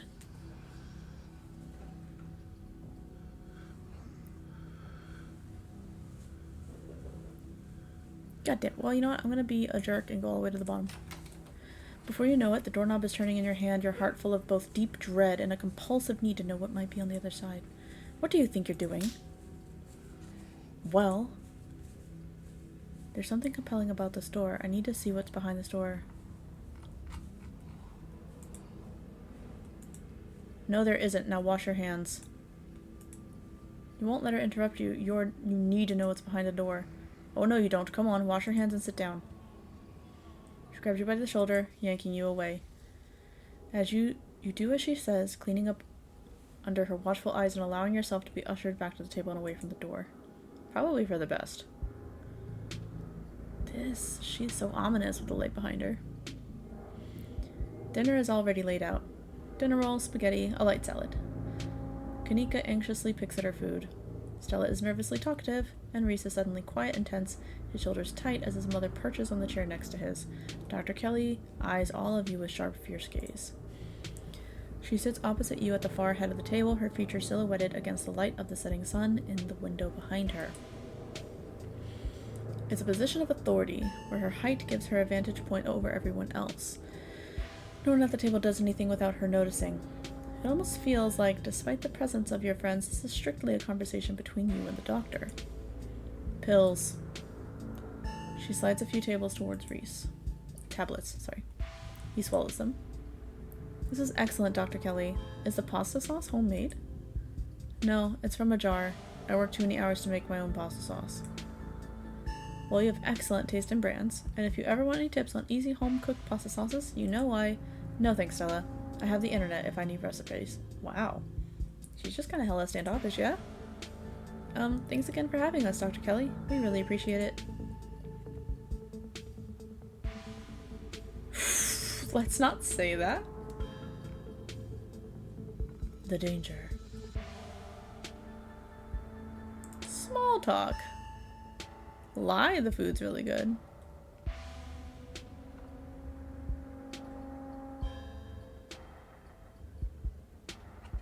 What were Stella and Kanika like as kids? This would be something cute to bring up and hopefully lighten the mood. Noisy and messy, like all kids. And they always had these little projects. Videos or crafts or animal rescues, whatever it was that they had captured their imaginations that week. So like I said, noisy and messy.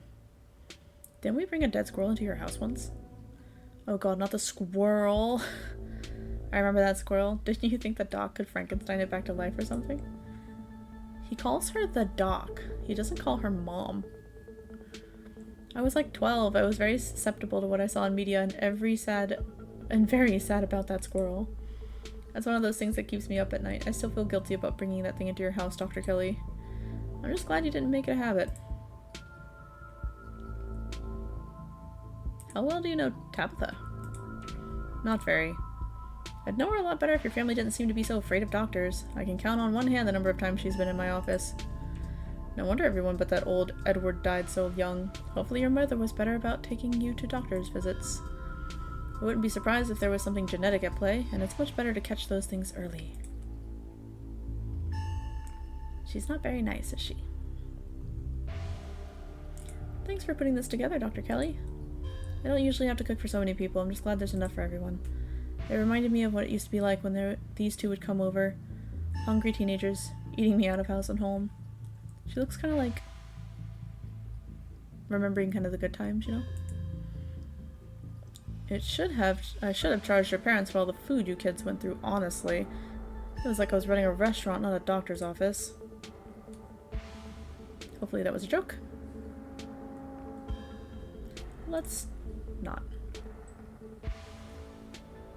Okay. The danger.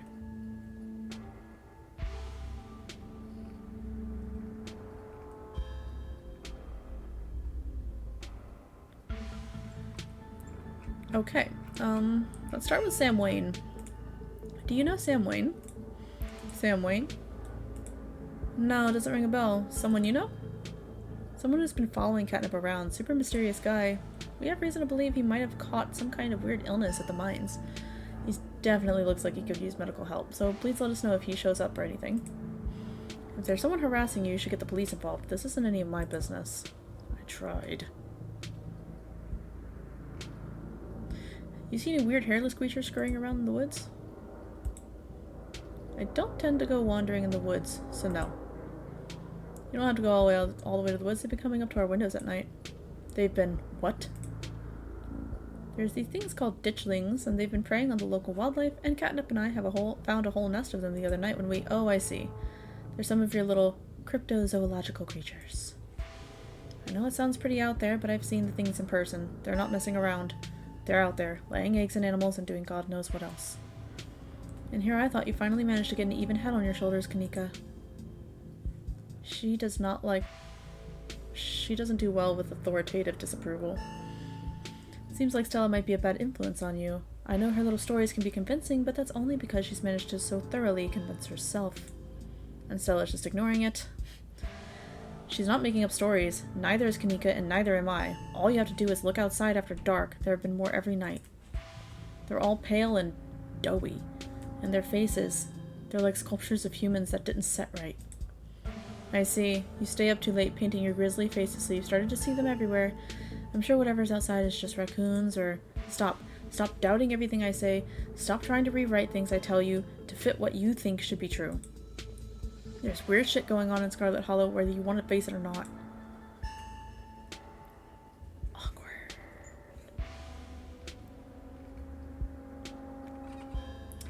I'm gonna save here, you guys. I'll be back. Maybe on another day. But I have to go do something. So when I am done, hopefully I'll have time tonight, but if not, I'll see you guys on another day. For you, it'll be like a second. For me, it might be, you know, a few hours or a few days. So, bye! I'm really excited to see more. Bye, bye, bye. Okay, friends, I had to come back the next day. We've only got like an hour to play this. Oh god, we gotta find out what load it's— this one? Is it this one? Yes. Alright everyone, welcome back to this extremely awkward and tense situation. I had to do something yesterday, and I'm back today after a full day of work. I've been thinking about this game all day. Let's play. You're a doctor. Where were you last night when Rosalina got hurt? No. Has anyone come in suffering from hallucinations? Have you seen any sick animals lately? Have there... Well, she's a human doctor, not a veterinarian. The one guy at the store said that there hasn't been a vet since, I'm assuming her mom died. I'm pointing like you can see where I'm pointing to. Her mom died. She was a veterinarian. She's going to become one, but I don't think she's coming back to this town. Have there been any strange illnesses spreading around town? I would say, has anyone come in suffering from hallucinations? I'm not at liberty to discuss private medical information. That's fair. Are you sure? Says Stella, not even a little bit. It could help an investigation into the strange going on. It's not like you have to name names. Investigation into what? The mine collapse? Your little ghouls? I think this is best left to professionals, Stella, not someone who runs around in the woods with a camcorder. Judging by the police response so far, Dr. Kelly, I don't think it is. We saw some stuff down in the mines last night that I struggle to explain. Maybe if we knew if there were any miners suffering from hallucinations, we could just rule it out as a gas leak, but... You were in an abandoned mine. The chances that you are huffing something dangerous and hallucinatory are through the roof. Leave it at that, and treat it as a tragic accident it was, not some kind of mystery to unravel. Perhaps you should watch the video. I don't know. I'm gonna ask this stupid question, but I'm gonna ask it. I'm a doctor, not a vet. Just so y'all know, vets are doctors. But she's a human doctor. She works on humans and does not have the license to practice on animals, so she has a point. Didn't someone come in with a sick cow last week? Yes, but it's not like I examined the thing. I told them that what I just told you and sent them on their way. You said it had lumps. Sure, it had lumps, but I assumed it was suffering from some cow disease. It's not something I've done much research on. I don't know how normal it is for a cow to be covered in lumps. It's fair. Doesn't that sound like... Ditchlings are no farm animals safe from their devious clutches. Dr. Kelly, in Stella's footage, it looked like there was something pupating inside one of those Duke's chickens. I bet those were the lumps on the cow. You really should have taken a look. You could have made discoveries previously unknown to the scientific world, says Kanika. Or I could have spread some new horrible disease to my chronically ill son. I'll leave these discoveries to someone else. You feel the tension at the table start to rise. Perhaps I should stop asking questions. Yeah, we're not saying that. The danger. I kind of just want to remain silent. So we were talking about maybe watching a movie sometime this week while Katnip is still in town. We'll have to see how you're feeling. I can handle a movie, Doc. Yeah, we'll just sit downstairs in the dark. Reese is used to that. I'm sure she'll be okay. You're always overestimating how much you're able to do, Reese. This is why you keep getting sick. If I get sick, so what? It's not like I'm ever going to change. Sorry, it's not like that's ever going to change. I'm sick every day, and I'm not getting better. I don't want to spend the last few miserable years of my life holed up in some basement alone just because seeing my friends has been deemed too strenuous. I'm an adult, for God's sake. I can't believe I have to ask permission from my mom just to have friends over. Reese stops mid-sentence, wincing in pain and wrapping himself in his arms. Don't say things like that. I'm doing everything I can to try and fix. Silence as Dr. Kelly's eyes shoot open. Reese? Says Stella. Reese abruptly pulls himself from the table and leaves. Damn it. I knew it. I knew this would be too much. Everyone get out of my house, please. Just leave us alone. Stop trying to interfere with his life. All it does is hurt him more. I don't think that's what hurt him. I think him getting in an argument with you hurt him. Like, truly. But we can't just leave him like this. Now is when he needs friends the most. No, now is when he needs me the most. I'm his doctor and his mother. Is that a conflict of interest? I mean, they are in a really tiny town. They probably don't even have other doctors for him to go see.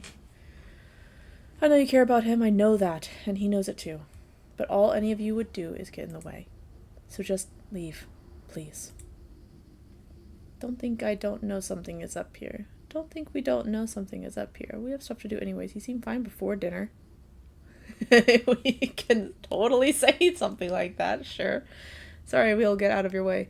I'm gonna not piss her off. I'm gonna leave. I can have my thoughts without saying them out loud. You quietly turn around and walk off. We'll be back, Reese.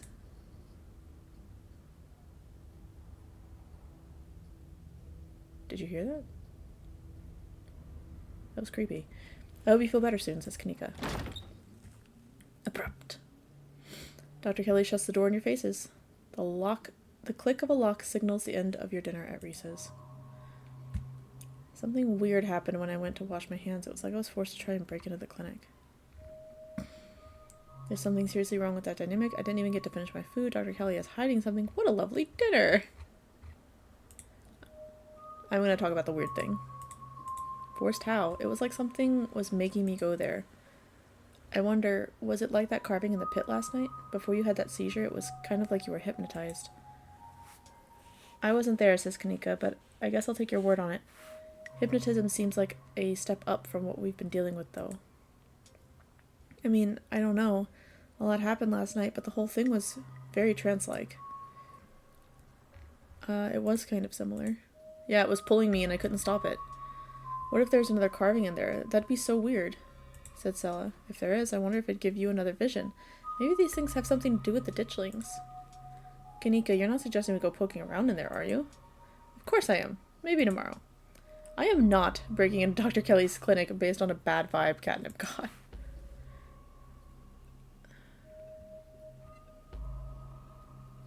Should we say something's wrong with that dynamic, or should we say Dr. Kelly is hiding something?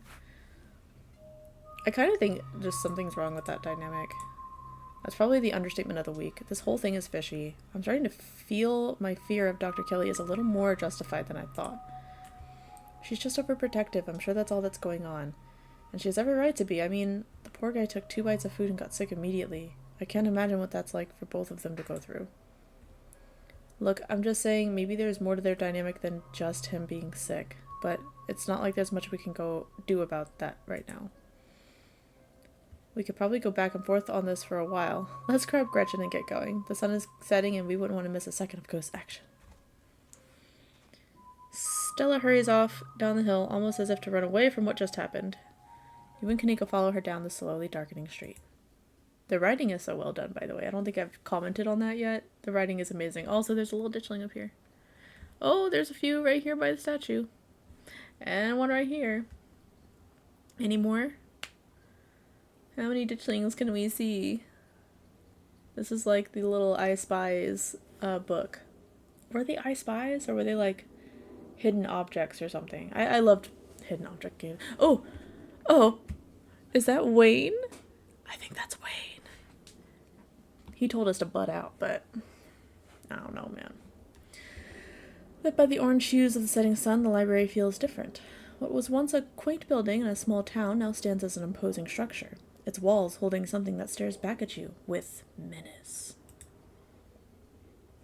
Can something stare at you with menace? Can menace be a... Because I would think with malice, right? No, yeah, you know. It can be a noun. Okay. Maybe Stella's right. Maybe ghosts aren't real and the rest of tonight is just going to be a pleasant break from the events of the past few days. Powerful build. Your fists have gotten you this far. If there is something in there, you can take it. I love how it's just like telling you that. Like, you got this. I think this is more than just like a strength through it situation, you know what I mean? Just as its exterior was intimidating in the setting sun, the inside of the library is dark, its shadows deep and foreboding.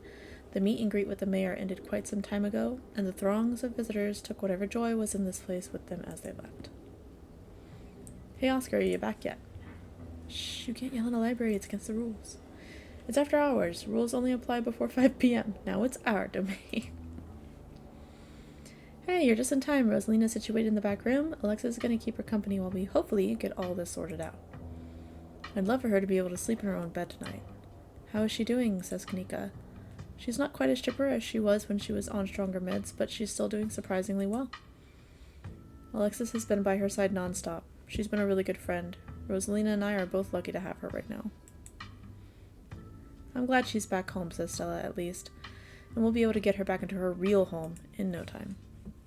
I've come fully loaded. I've got my EMF reader, temperature gauge, spirit box, infrared camera, UV light, video cameras, salt flashlights for everybody in case the ghost messes with the electricity, parabolic microphone, sharpies, and paper for automatic writing, matches, and candles for rituals. She's been playing some Phasmophobia, I think. Also, I love her ghost hunter outfit. And you've got your spectre-sniffing compatriot at your side, too. This nose can sniff out any ne'er-do-well we might find, whether spirit or scoundrel. Oh, and a Ouija board. I know they're toys, but you never know what might come in handy. Wow, this is a lot of ghost hunting stuff for something that was so last minute. Do you just have this stuff ready to go in a bug-out bag or something? Of course I do. I actually stashed a couple of bags here overnight after I got back from the mines. Excuse me? I wasn't about to carry everything around all day. This way we can go in light and pop out to grab more stuff once things start to get really spooky. Like in Phasmophobia, yep. I may never have found any compelling evidence of ghosts, but that's not for lack of trying. And after last night, I'm more than ready to try again. Hey, I hope I'm not too late. Have I missed any creepy paranormal stuff? Avery! Glad you can make it. The more pairs of hands we have, the more equipment we can carry. Sure thing, always happy to offer a hand or two. Glad there'll be someone with a level head in here tonight. Whoa, is that an EMF reader? I've never seen one in person. Look at all this stuff. Spirit box, parabolic microphone. Y'all really covered all your bases. Maybe I spoke too soon. You know me, Kanika. I'm as level-headed as they come. I'm just not ready to rule out weird paranormal stuff. When people tell me they saw a ghost, who am I to say they didn't? I mean, y'all apparently saw some really unexplainable stuff on Monday, and that mine only collapsing again after 100 years while y'all were in there? I'm just saying, anything seems possible right now. They've got a point. One big supernatural death trap, chock full of ghosts. Last night was weird, I don't know what we saw. There's nothing unexplainable. No, yeah, whatever we saw, it was probably just gas leak. There could always be a rational, not supernatural, like aliens. I'm definitely gonna say those mines were chock full of ghosts last night, because I truly believe that. After all my fruitless ghost hunts, I'd basically convinced myself that ghosts weren't real, but last night we saw some really convincing evidence. Especially those figures you mentioned. Though I'm still 50-50 on whether they were cryptids or ghosts. Hopefully whatever I have about tonight will clear that up. I can't wait to wander through Oscar's house for a few uneventful hours before getting Rosalina tucked into bed. I could use a nice quiet night after everything we went through. At least, I hope that's the case, says Kanika. Me too. Oh my god, Neeks, you're actually starting to come around, aren't you? No, I mean, maybe. I get easily spooked, okay? I forgot about him. Yo, don't rush off ghost busting without Zane. No way I was gonna forget your promise, Stella. Zane, glad you could make it. I was confronted with my own mortality for the first time yesterday, so I'm desperate for answers about the afterlife to ease my troubled mind. I like how weird he is.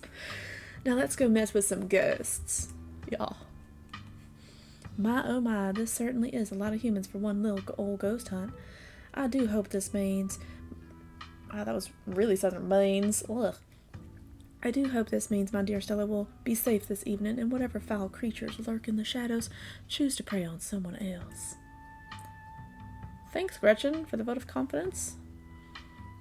I hope my house is big enough for 6 ghost hunters at once. If this is everyone, we can go ahead and get started. It's through the back. Follow me. Sorry, thought there was like a bug behind my monitor.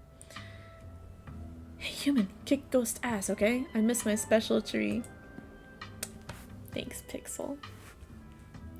You and your companions grab some equipment from one of Stella's carefully stashed bug-out bags before heading towards the junction connecting Oscar's house and the library. I don't know what I read, but I hope I read it well. Have any of you ever done that before, where you like read something and you're reading it out loud and you just did not register what you just read, but you read it? Looks like the sun is almost set. This is when stuff usually starts to kick off. I haven't been back inside for about a week, so I have no idea what to expect. Hey, says Rosalina. You're not doing this without me. If there's a ghost, I want to see it with my own eyes. Oh wait, right. Sorry, Mr. Gutierrez. I tried to stop her, but she was really convincing. Oh, hi Zane. What's up? Yeah. Rosalina.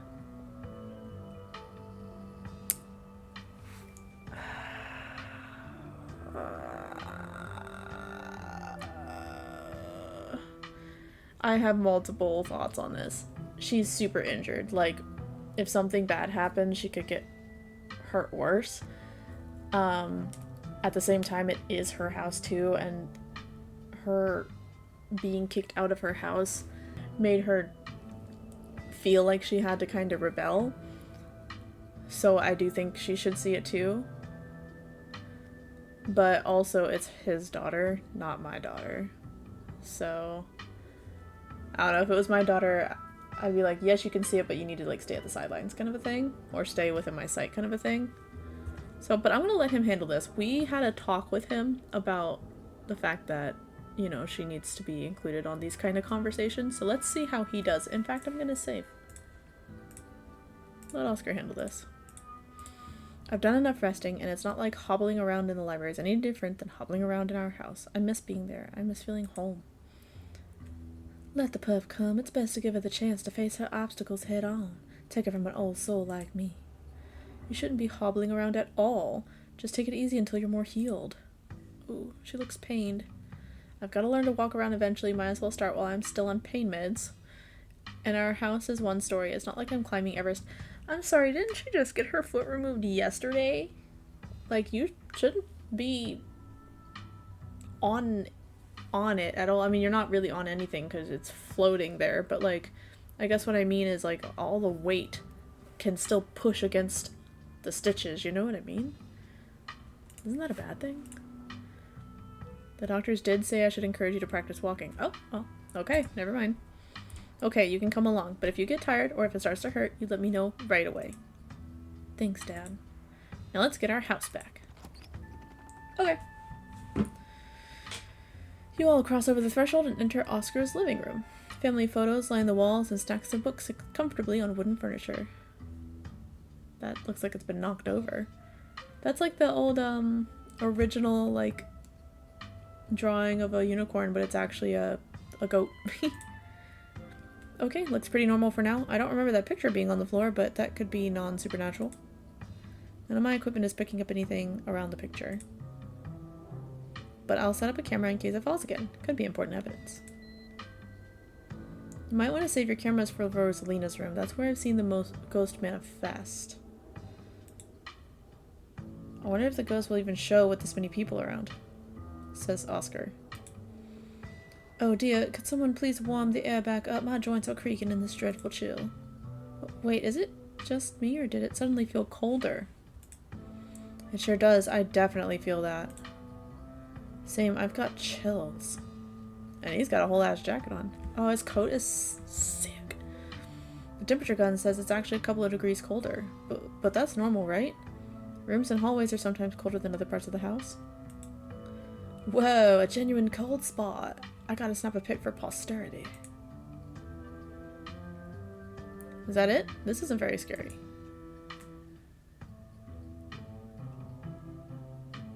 The ghost is just scared because I'm here. I feel a presence. Come on, ghost, let's see some real action. I'm scared, let's just leave. Alright, gang, I think we'll cover more ground if we split up. Hell no, and search for clues. That's very Scooby-Doo. No.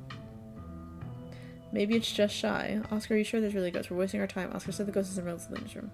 Great, we found the ghost. Case closed. Good work, team. Yeah, that's the other thing with phasmophobia. You're just there to identify the ghost and leave. You don't actually exercise it. I will do this. I've only seen the stain. Dad made me switch rooms with him way before we moved out. I wasn't about to let my daughter sleep in a haunted bedroom. I spend most of my nights on the couch before we set up shop in the library. Even if there is something back there, I'm not scared of it. I'm mad at it. Y'all are so brave. I'd be terrified sleeping somewhere that might have a ghost. Okay. So we're gonna put... We're wasting our time here. Oscar said the ghost is in Rosalina's room. Yeah, but we don't have to rush there. I'm sure we can deal with it from out here, right? Stella, I've been meaning to ask, do you actually know how to get rid of ghosts? How exactly are we going to get rid of it if we find one? Well, my ghost hunting kit has symbols from every major religion, assorted holy books, a bunch of salt, and some jars for ectoplasm. And if worse comes to worse, we can always use the Ouija board to politely ask it to leave. Aren't Ouija boards super cursed? Are you sure That wouldn't make it mad or invite a demon into the house or something? That sounds like fun to me. We might as well try it, right? What's the worst that could happen? We make a ghost mad and it gives us more evidence. Sounds like a win-win. I think I'd rather not take the chance. One ghost is enough to deal with. I don't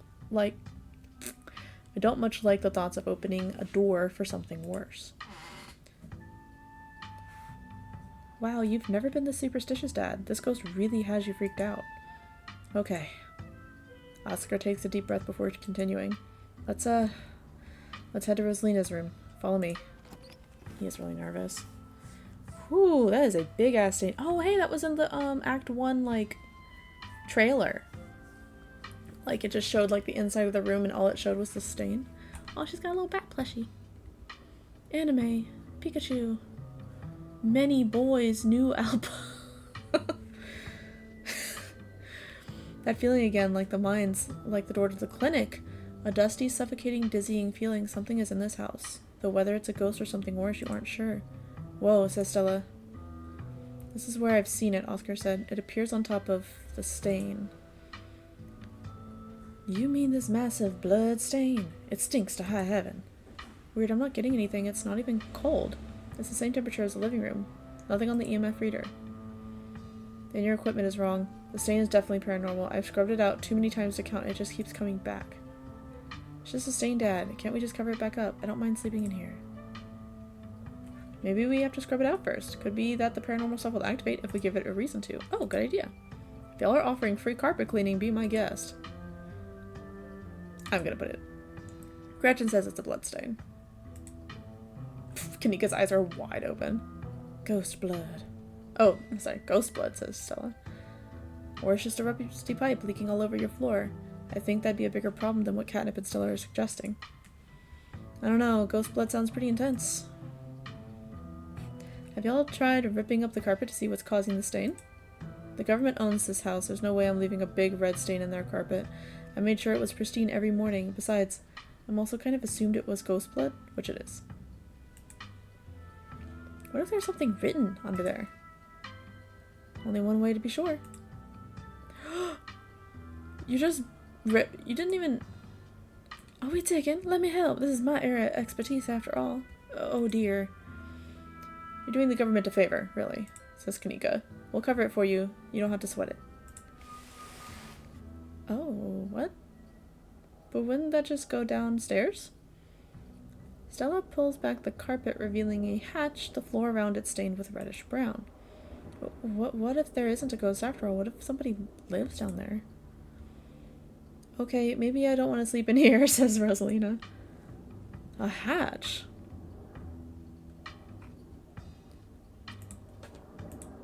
A hidden hatch. This is even better than finding a message. But there's no basement in this house. At least we weren't told about a basement. Oh right, this is a one-floor house. I don't know why I thought her room was upstairs. They said it was one floor.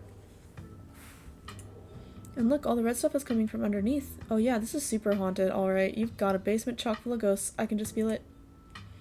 Still no readings though. None of the equipment has made a sound. Y'all know last month was super rainy. It's clearly been a long time since anyone stepped foot in the basement or crawl space or whatever it is under the hatch. There must be a leak that flooded the whole area under the house. The water dissolves the chalk around the edge and leaked through the carpet, and it's red because North Carolina has red-ass dirt. It's simple as that. It's not mud. It's blood. Human blood. I tested it. Thank you. Maybe you tested it wrong? It can't be blood, right? Whatever it is, I need to know what's down there. I need to know what's been under my bed all these years. Yeah, there's an old hatch on the floor that someone tried to seal up. We're not leaving until we've explored every nook and cranny. I think you should stay up here though, Rosalina. We can look for it for you and film it all for you. Have you considered they may have tried sealing it up because it's unsafe? Uh-oh. Do you think the flooding could have made the house unstable? I'm all in on ghost hunting, but I don't know if I could crawl into another dangerous crevice. I'm going for it, says Stella. Of course she is.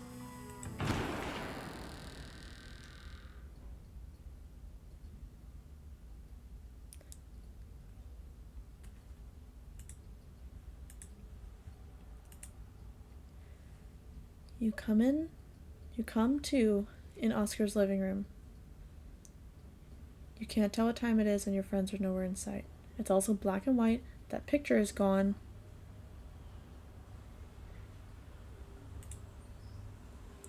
building feels colder, and there's something about the air that feels wrong. It's stale, with an undercurrent of mold and earth. You feel claustrophobic, as though you're in a coffin, each breath depleting what little oxygen is left. Hello, is anybody here? No reply. I saved it, so I'm just gonna go to the library first. You have no idea how long you've been out, but by the lighting in the living room, it's much later than your last memories of being awake. Everyone else must have gone home and left you here. Why would they leave you here? You turn around, leaving Oscar's house to return to the library. That's funny, you don't remember there being a second door at the end of the corridor. Turn back around. You turn back, it's the same door you just saw, only now it's in front of you, again. Turn back around. There it is again. God damn it. I'm gonna be annoying. Just gonna keep turning around endlessly. Clearly you just forgot how to turn 180 degrees. Nothing else would make any sense. Okay, fine. You shrug and walk through the door in front of you. Something isn't right. This feels like late summer afternoon. The air is warm and wet, and the scent of flowers just through the breeze. A lot of things happening here. Movement stirs as a figure cloaked in shadows rises to attention. Bark, bark, wolf, bark. Who are you? What are you doing on my property? I thought Oscar said the county owned this place. Did you say Eddie? No one's called me that in a long time. It's Edwardine now. I'm not a child anymore. Okay, this isn't Stella. It's something possessing her. Snap her out of it. Stella, are you okay? You don't look so good. No, you're Stella. Haha, quit messing around. Oh, okay, this is definitely a dream. Snap her out of it. You grab Stella by his shoulders, attempting to shake her from her trance, but as you try to pull her shoulders, she's held back by invisible ropes. I wish I could say the same. You should have stayed gone, and you absolutely shouldn't have shown up here of all places. If you're caught, I don't think you understand what Father might do.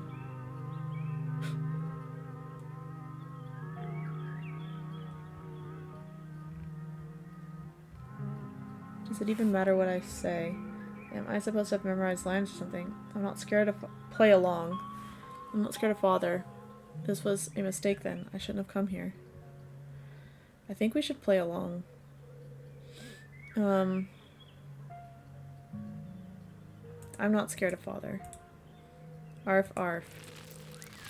I can't. It's not that easy for me. My brothers were sent to Normandy, and now I'm the only Scarlet left besides Father. I have responsibilities, Charlie. Okay, so I'm Charlie. Shaw? Okay, so this is Edwardine Scarlet, and you're Charlie Shaw, I think. It was Charles Shaw, right? Yeah, my brothers were sent to Normandy, and now I'm the only Scarlet left besides Father. I have responsibilities. I know you still love me. You should just get out of town while you still can. Whatever you came back for, it's not worth it. I'll get you out of here, Stella, I promise. She's gone, along with the shadow in the corner of the room. You're alone again in this strange garden. You move to follow the narrow path through the foliage. As you step forward, a single door, standing solitary in the middle of the garden, appears before you.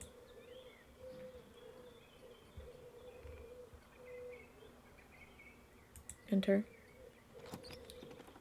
It appeared before me. I feel like I need to just go through it. We have to play this out, yeah?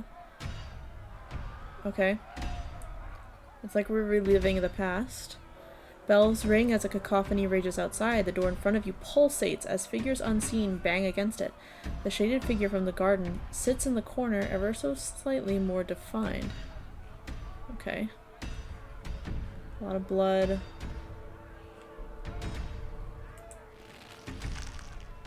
Junior! Junior, pack your things. Quickly, hurry. Maybe we should run him out on a rail too, make an example of the whole family. Oh. Okay. Oh gosh. Who did they run out? I needed to pay attention to the history. Who did they run out on a rail? I don't remember.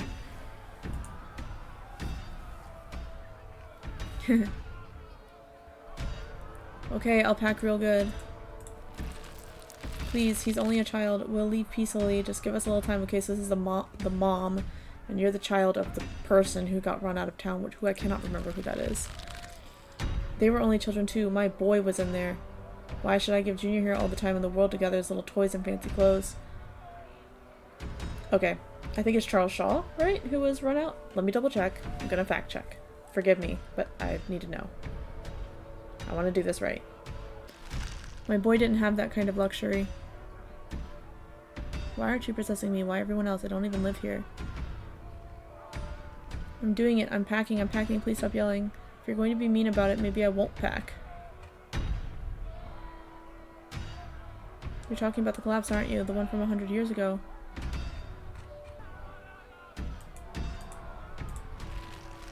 Don't listen to him, Charlie. Just keep packing. Looks like the others are on their way. Better hurry, boy, or you and your little dolls here might get burned up. And as for you, lady, what makes you think you're going to be keeping any of these valuables you're packing in that fine suitcase of yours? To be driven out of home like this? How many more rooms are there? Mommy, I'm scared. Make the bad man go away.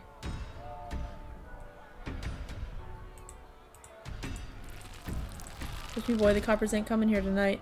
What makes you think you can talk to an adult like that? Maybe they should have had you working in the mines too instead of lazing around in this big house. Maybe you would have learned a thing or two about respecting your elders. Don't talk to my son like that. Don't talk to me like that, woman. I call the shots. Now get out unless you want to go up in flames with all your precious jewels and expensive dresses. You're lucky I'm eating 11. You leave. Am I supposed to be you, the shadow? I want to go. I just want to get out of here. Quietly continue listening. It's okay, Charlie. Okay. You can make new ones, even better than these. So you're still Charlie. But you're younger Charlie? It's good for him. Shouldn't be playing with dolls anyway. Now you're gonna have to earn your keep just like the rest of us, boy. No more big inheritance for you.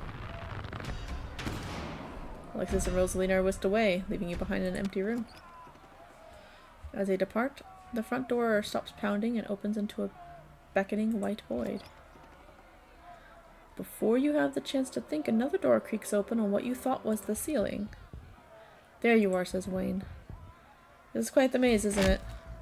I'm absolutely crawling with these miserable little parasites. Bottom feeders. Try to get a bead on a good angle of attack, but the strange geometry of the room has you at a loss. Talk. He's not trying to kill me. Explore powerful, but psh, I could squish a tischling too if I wanted to. Those things are like hollow.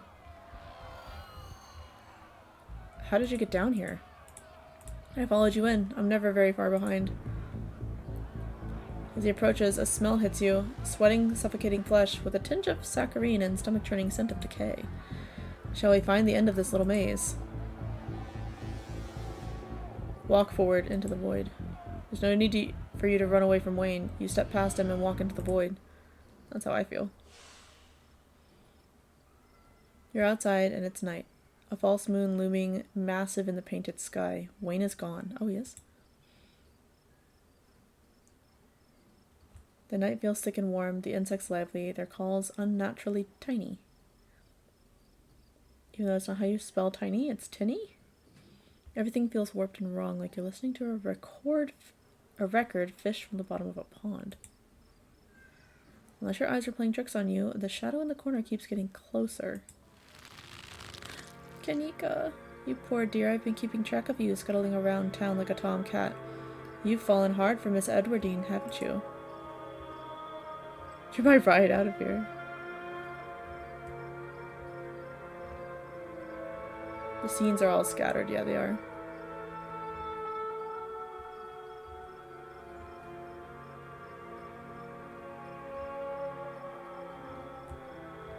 Listen. There's no need to be embarrassed. Your secret is safe with me.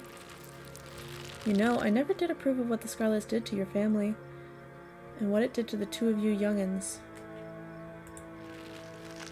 Childhood sweethearts, just think how lovely it would be if you could just be happy together. That's what you want, isn't it? Yeah, so Edward, Dean, and Charlie.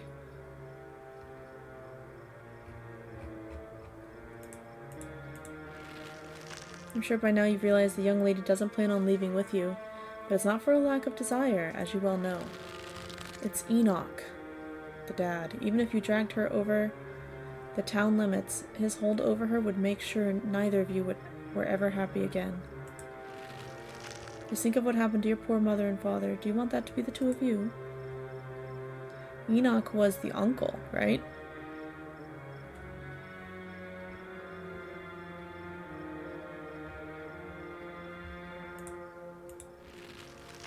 The powers at work here are stronger than even your love could withstand. You need to break the bonds holding her here. Then you can both go free. No more misfortune, not for you, not for anyone else bold enough to step foot outside the holler. Kanika mimes handing you something, though her hand is empty. Everything you need to know is on that map. What's that about misfortune and stepping foot outside the holler? Is the town cursed? Oh, an item to quest for when I get out of here. Breaking bonds requires a map. Thank you, I shall do as you say. That's where you'll find them. You'll need her there. Then read what I've written down, and be careful. Good luck to both of you. I hope you get your happiness. And then she's gone. It's trying to get rid of me. It'll have to try harder. Talk.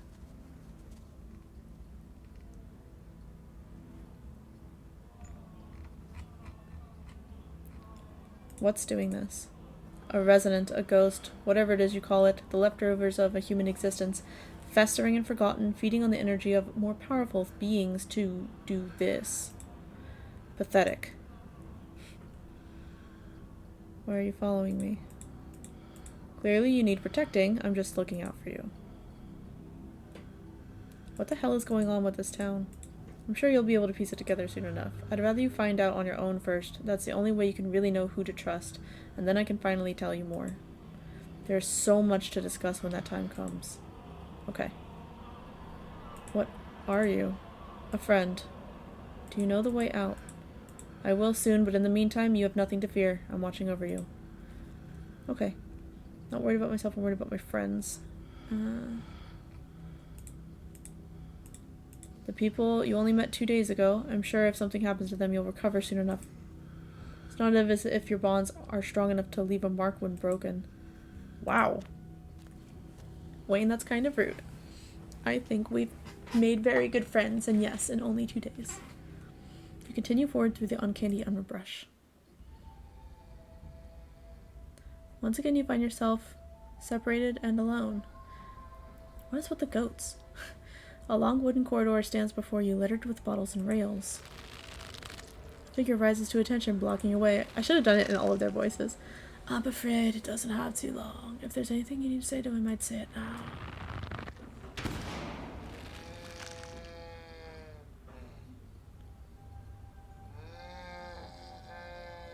As Zane is swept away, the room pulls itself to you and you find yourself looming over a deathbed. Oscar lies in its center looking pitifully small. I'm sorry, boy. Sorry I let my troubles drive your mama away. And sorry those troubles mean I'm leaving you all alone now.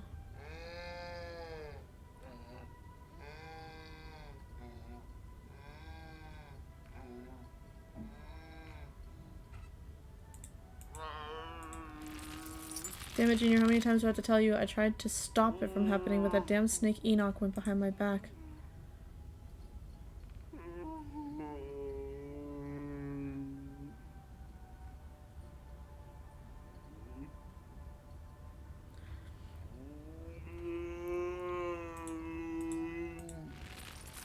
You're right. I've been using that excuse for too many years. At a certain point, a man has to accept when he's dug his own grave. They may have run me out, but they didn't put the bottle in my hand. Still. They destroyed our legacy, boy. Both our names are cursed with that history. I'll be dead and gone soon, but I won't be able to rest. Not until our name is cleared, not until you can pass on this name with pride. This is my only request, Charlie. Go back there. Tell people the truth. Try to find proof. I don't know what you'll have to do, but please. I know I ain't been the best father, but I'm no murderer. Really didn't pan out. If the Scarlets were exposed for the collapse, I wouldn't be around. We were getting close with Edwardine in the garden.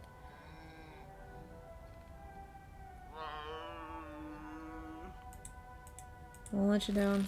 Damn it, boy. I may not have till the morning. Promise you'll go back and at the very least show that Enoch bastard what for.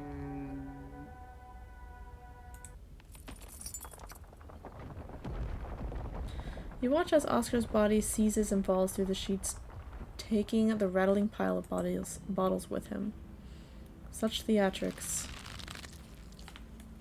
Her eyes are no longer... Oh wait. No, they're back. Are they just like blinking on occasion? Yeah, okay. What a waste of time. Why force you to see any of this? People always think their own experiences are so important, but what does any of it matter?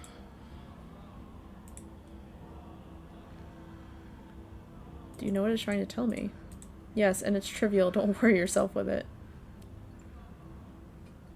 Are my friends dead? They're alive. I'm not sure if they'll stay that way. You keep disappearing.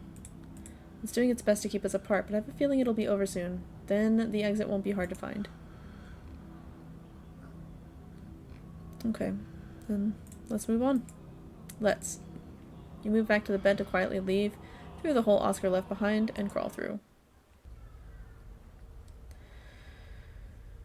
You find yourself pressed uncomfortably against a trellis. A small castle sits off to the side of the wall. The bars of a prison loom over both all of it and all of you. Climbing up the trellis again, how very Romeo and Juliet of you. No need to run off, I won't tell the old man. Though you've gotten sloppy, you should try to be more careful if you don't want him putting you in an early grave.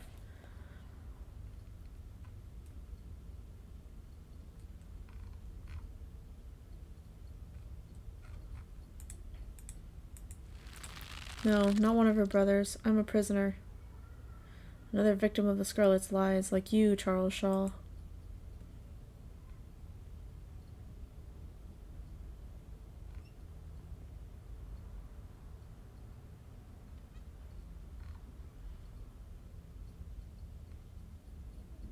There's secrets and lies. Charles was my father's name. I'm Charlie.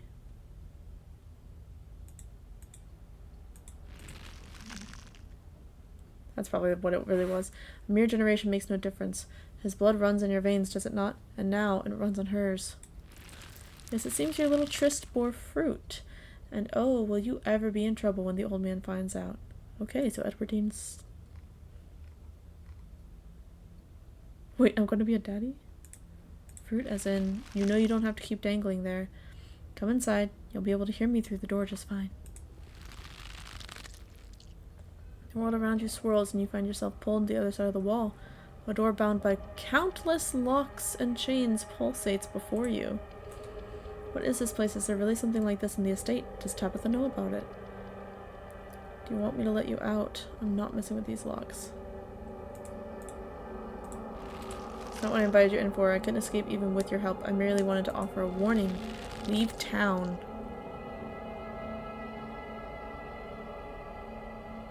Why? You can't take her with you, it's not possible. You can always stay and die, but if I were you, I would use my healthy legs and run as far away from Scarlet Hollow as possible. I hear the beaches are nice. Why don't you take a permanent vacation there?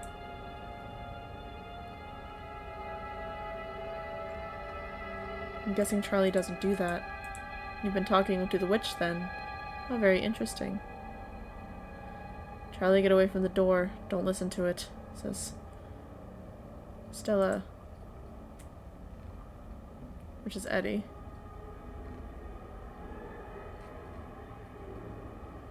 We'll figure out how to free you soon. There can't be much more of these memories. What the hell is going on here? How does it know that? Interesting interpretation.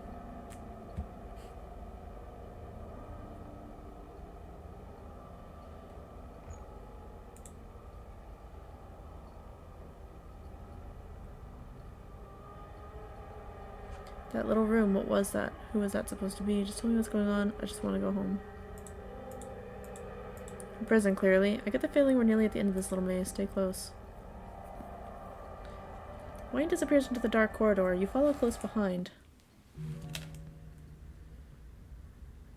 For the first time, you and Wayne enter a new room unseparated, the two of you finding yourselves huddled under a large table.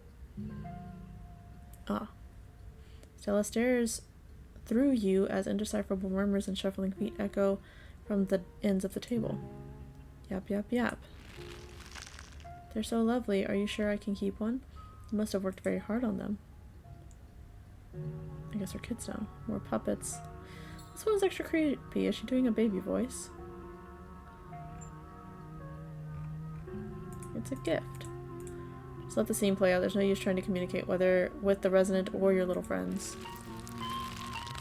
I'll try to keep it away from my brother so he doesn't smash it, though I wish I could make it move like you can.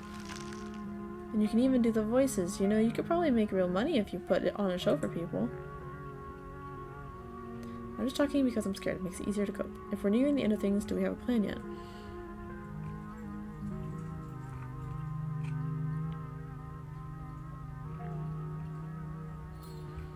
I'm not in it for the money. The wooden dolls are a mere stepping stone for the real deal people. That's the plan. Maybe come with me. We can both avoid the horrible things that are going to happen. Please don't engage with it while I try to find another door. A traveling show? And you want me there too? Oh, could we go to towns along with the beach? I've heard the Outer Banks are the most beautiful place in the world.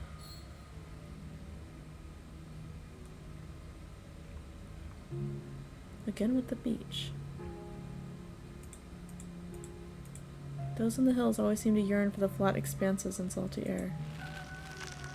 Thank you, Charlie. I've always wanted to see the ocean.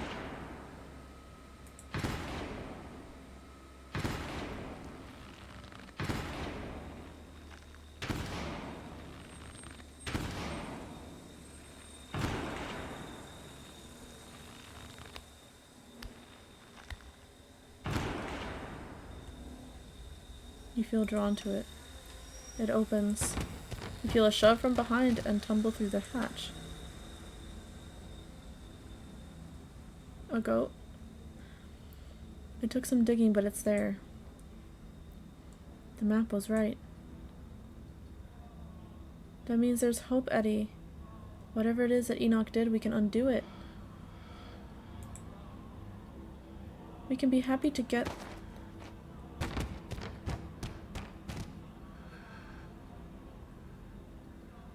Eddie?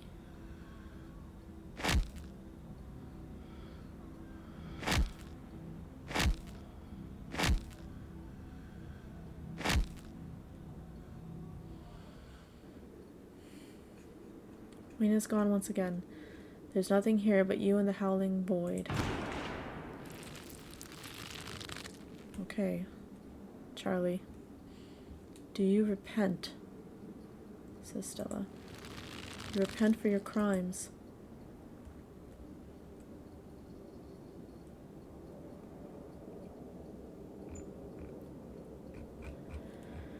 Are you talking to me? She's not here, but my cousin Tabitha's the one you want. I haven't stepped foot in this town before a couple of days ago. Why should I be and not responsible for any of this? Yes, no, I'm sorry you died. You gotta let this go, man. Get over it. And let it continue. No, I think it's talking to me this time. But maybe I should just stay quiet.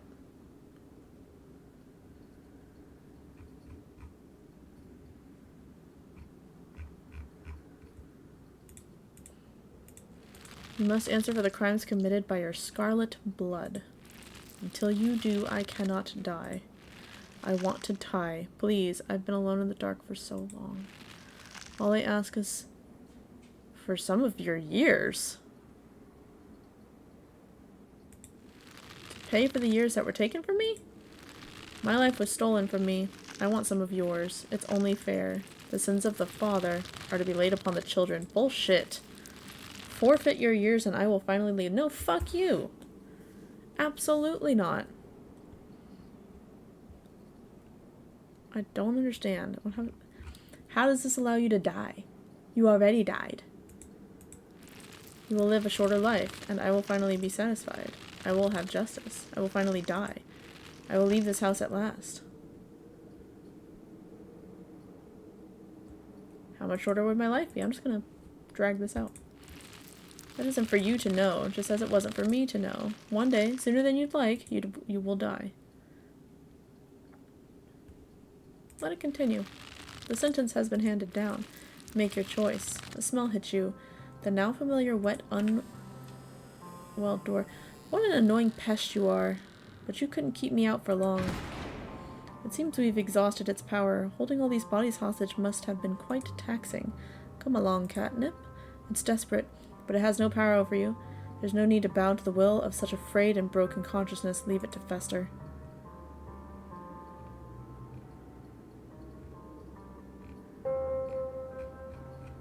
What about my friends? What happens to them if I just leave? They've already left. They're not a factor in this. What do you mean? They're gone? I can't just leave the ghost here. Oh, no. We're just gonna leave. I want to help, but I can't justify the cost. You're right. It isn't worth it. How do I get out? Screw this sins of the father crap. I don't owe this ghost a thing. Let's get out of here. Get me the hell out of here, Wayne. Okay, I'm trusting you. You better make this count. No, I'm gonna say screw this sins of the father crap. I don't owe this ghost shit. You don't need my help. Close your eyes. Feel for the stairs. You close your eyes. You fumble in the darkness, reaching out your hands and grasping the air until your palm finds wood. It's the staircase. You can feel it under your hands. You begin your ascent. Good. You've made it out of the pit. His overpowering smell returns to you. Oh, it's his smell. His overpowering smell returns as you place a confident foot on the wooden floor of what you assume must be Rosalina's room. You open your eyes as you try to hold your breath. You feel a hand on your back. You shudder, knowing what it's attached to. Don't fall for it. Keep feeling your way forward. You continue. You feel the doorframe under your palm, and then the sturdy walls of the hallway beyond.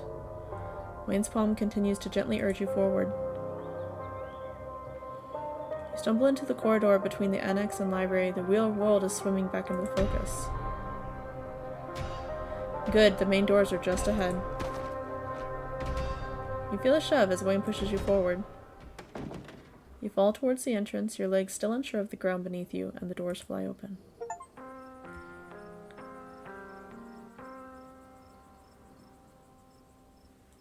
You're outside. It's real this time. A cool autumn breeze blows small piles of dried leaves across the steps of the library. You made the right choice. It would have been so easy to fall for its tricks. I'm proud that you didn't. Be seeing you. Where's everyone else? Oh, thank God Kanika's okay. Thank God you made it out, Katnip. I went to get Mom, and when I realized you hadn't left the library with the rest of us, I figured if anyone knew what to do, it'd be her. I see someone beat me to the punch. Sounds like you've had quite the evening. Okay, whew. Avery's okay. Now we just need Oscar and Zane. My bones weren't meant to bend like that. I'm gonna be hurting for a few days at least. Rosalina's pain meds are in there. I hope Dr. Kelly is still awake. We'll need replacements right away, especially after everything that just happened. And we'll have to figure out where we're gonna stay. Oh God, this was such a disaster. You and Rosalina could always stay with us, Mr. Gutierrez, says Alexis. Her. It's a very kind offer, Alexis, but I'm afraid the stairs would be too much for Rosalina. And I wouldn't want to impose on your parents like that. It's a lot to ask. I can figure this out. Okay, Zane's okay. I made a huge mistake now. Hope you're not mad at me for getting out of there. The impending doom coming for the town is more important than a single ghost. I have to be at my best if we're going to get to the bottom of this. We needed to regroup to think about our options. I wasn't about to make a deal like that in the heat of the moment. I'm sorry, I just don't think I could have handled the uncertainty of an early death hanging over me for the rest of my life. I couldn't trust a ghost to uphold its end of the deal. I wasn't about to give up part of my life for a house. I would have been for my life to make amends for something I didn't do. You should take Alexis up on that offer. Go rent with you another house. Make sure we didn't get rid of your ghost officer.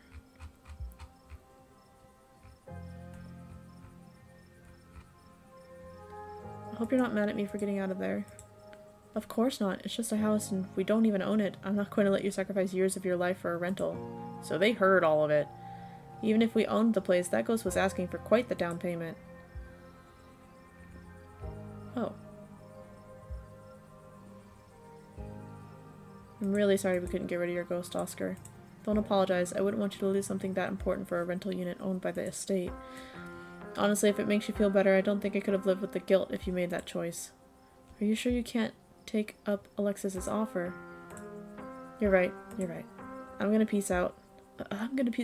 Back-to-back encounters with my own mortality. I've got a lot to ponder.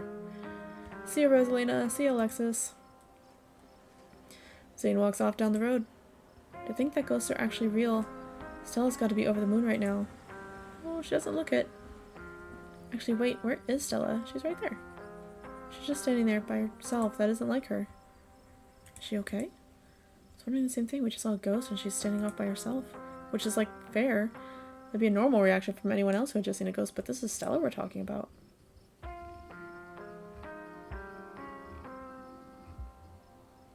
Go talk to Stella. I'm gonna go check in with her. I've never seen anything like what we saw tonight. Absolutely dreadful, and I don't think my dear Stella is having an easy time with it. Oh, hey, Katnip.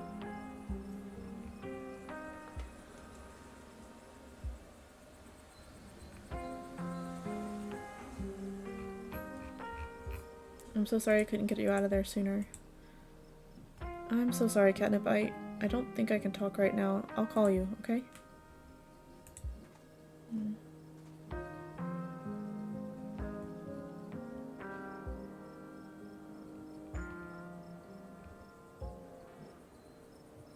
That's mean. No, I think she hit her limit, but like, she doesn't have to talk. Maybe she needs, maybe it's hard to say. Like, some people really truly need alone time and some people really need companionship, even if it's not people talking. You know what I mean? I think she took the brunt of things in there. No wonder she's having a hard time right now. Should we go after her? I think she just needs time to herself. Stella's never been the kind to share her burdens, and I doubt that'll change just because somebody goes chasing after her. If anything, it'd just make her clam up even more. She's a strong girl. She'll be okay. I'm honestly surprised that she and Zane are the only ones heading out right now. You've all been through something awful, and every one of you needs rest. Especially you, Kanika. We don't want that cold of yours to get any worse. God, what a disaster this whole night has been. I had no idea it would turn out like this. I'm so sorry, everyone. Stop apologizing, Dad. We're the ones who don't have a house anymore. We don't even have the library. There was another carving in there. They keep giving me visions.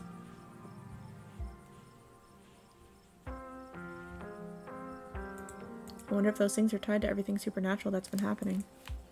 Yeah, I wonder. One is a coincidence, but two of them back-to-back on back-to-back nights. And if you and Stella are right, and there's another one in the clinic.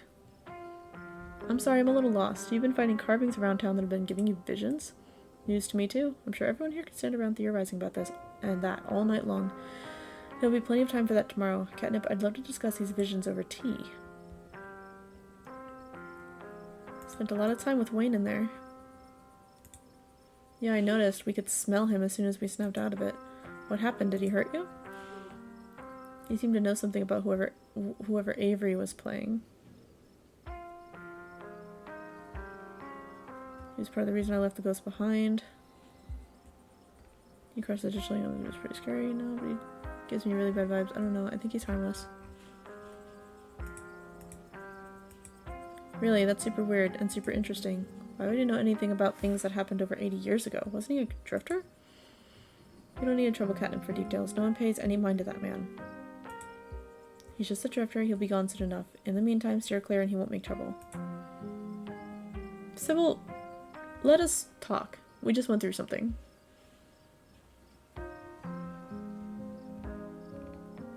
Were you all conscious that whole time? Yeah, it was awful. Kind of fun too, but mostly awful. I'm pretty sure we remember everything. At least up until that guy showed up and snapped us out of it. Wayne, he's been following Katnip around. What did he say to you? Like I said, let's not trouble. Just stay away, all of you. You know something about Wayne. That's very interesting. Do any of you know who you were supposed to be? No idea. The words just came out. There was no context, nothing, but there was a weird feeling, like an overwhelming guilt. I was so angry. I was mostly just scared. I didn't feel any of those things. I felt, I don't know how to describe it. Powerful, because she was the witch. I was just cold. I don't remember who he played. I'm really sorry. It's okay. Worse things have happened to people and the price is just too high. We'll find a way to pick things up. I know you did everything you could for us. It probably was smart not to trust that ghost anyways. You won't have to do it alone, Oscar. You can help yourself to whatever you need from the store. Yeah, I'm sure Aunt Winnie and I can help out too. This is a good town full of good people. We won't let this ruin Oscar. What do we do about the library? We can always board it up until the ghost goes away, right? The mines were boarded up and that just made us want to go down there even more. We can't just tell them it's a mega haunted. Even if folks believe us, that'll make them want to investigate for themselves. Maybe we just say there's a gas leak. So there's a good chance this goes away on its own. Not really an authority on these things, but it doesn't seem interested in fading away. Okay, that's settled then. We board it up. We say there was a gas leak. I just hope no one gets curious, I guess. It's the best we can do for now. What was it like being puppeted? It hurt. Why didn't I make the kids stay behind? I can't believe I let that happen to them. Dad, this might be the overwhelming pain and exhaustion talking, but shut up. I love you. None of this was your fault, okay? I had no idea what I was going to say until the words were already spilling out. It was like I had no control over myself. I remember each and everything I said. It's like it was burned into my memory. You poor souls, I can't begin to imagine what you've all been through. We should probably get going. It's starting to get chilly out. I don't want to keep Alexis's parents up too late. I'll be over later tonight with some bedding and hot tea, and I'll have Miles bring you groceries in the morning. Don't be a stranger and let us know if you need anything, okay? Thank you. It really means a lot. I believe it's time for me to get my daughter home as well. But, Kanika dear, you haven't been feeling well. You need to get some rest. Okay. I'll see you tomorrow, Katnip.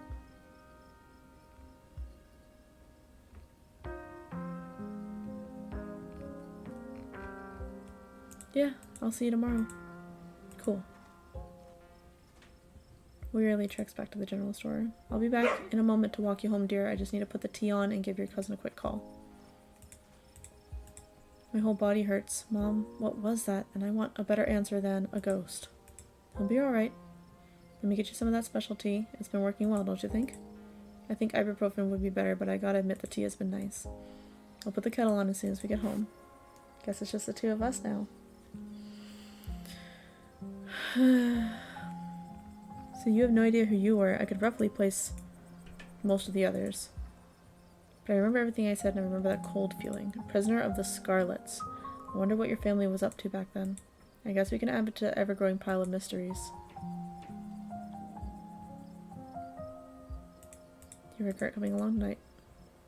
That was a horrible experience that will stick with me for the rest of my days, and we failed to get rid of the ghost, but failure has a way of bringing people together. And hey, I got genuinely possessed back there. How many people say they were possessed by a ghost? So positive. Guess you finally got some shared drama with everyone now? What do you remember? As far as I know, all of it. I might start forgetting soon, but for now it's all fresh. Twisting wasn't the most pleasant, but even though I feel like I got tossed in a blender, it was honestly made me feel so alive.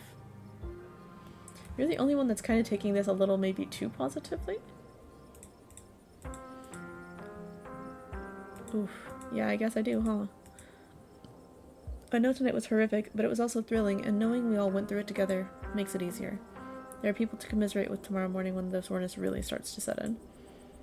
Still, I feel worse for Oscar and Rosalina than I feel for myself. I'll see if there's something Aunt Winnie can do to help them out. At the very least, I can help them spruce things up with some plants once they find a place to settle in. Which reminds me, I'd better get back home. I'm supposed to have a shift tomorrow morning. I might have to call in sick, but there's hoping a good night's sleep is enough to heal up.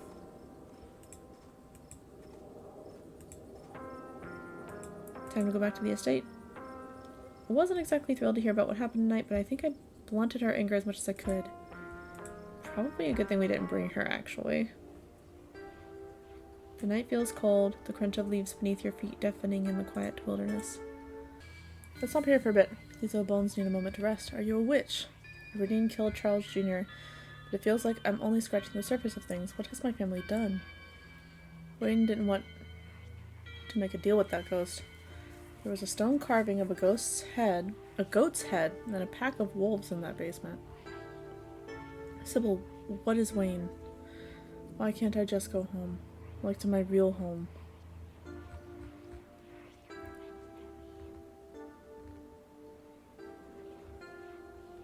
What is Wayne? It's like I said, he's just a man. He is absolutely not just a man. Ordinary men don't move like that. Ordinary men don't outclass you. He's not just a fucking man. He's falling apart and smells like death, but somehow she's stronger and faster than me.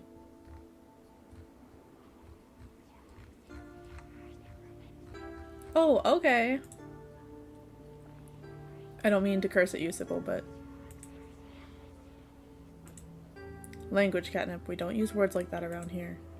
And to respond to your accusation, it's not exactly polite to share people's medical history. I may not have taken a Hippocratic oath, but I still respect the privacy of others. Squint.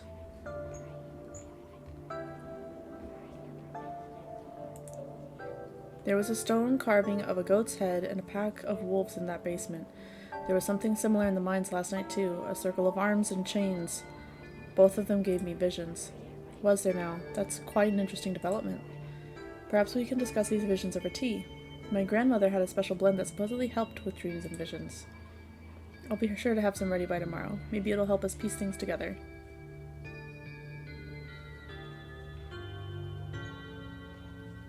Tea tomorrow sounds nice. Lovely, I'll be looking forward to it. There are stitchlings everywhere. There are, and I'm afraid that they still would be this numerous even if you had managed to exorcise the spirit you encountered tonight. Its presence was merely a symptom of the rot in this place rather than its cause. People are unfortunately just going to have to get used to the sight of these things in the coming days.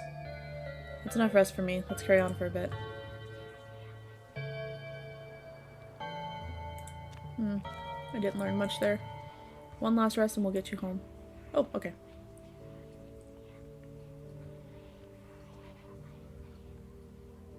Aberdeen killed Charles Jr., but it feels like I'm only scratching the surface of things. What has my family done? Is that what the spirit showed you? Your family built one of the most powerful coal empires in Appalachia. Those sorts of things don't come about without betrayal and bloodshed. These are all assumptions, of course. I'm just an old woman who enjoys her tea, and the Scarlet Empire is far older than these rattling bones. If you want the bloody details, I'm afraid you're going to have to find them yourself. Alright, are you a witch? She laughs, surprised by your question. I suppose some people might call me one, but I'm just an old woman who fancies herself a bit of a healer. That was a silly question. Sorry. Don't be sorry, dear. I'm sure your mind is absolutely swimming with all sorts of questions right now. It's only natural to be curious. Wayne didn't want me to make a deal with that ghost. Of course he didn't. Some people will never understand the kind of sacrifice that was laid upon the table tonight. If you'd gone through with the deal, it would have been an affront to everything he is.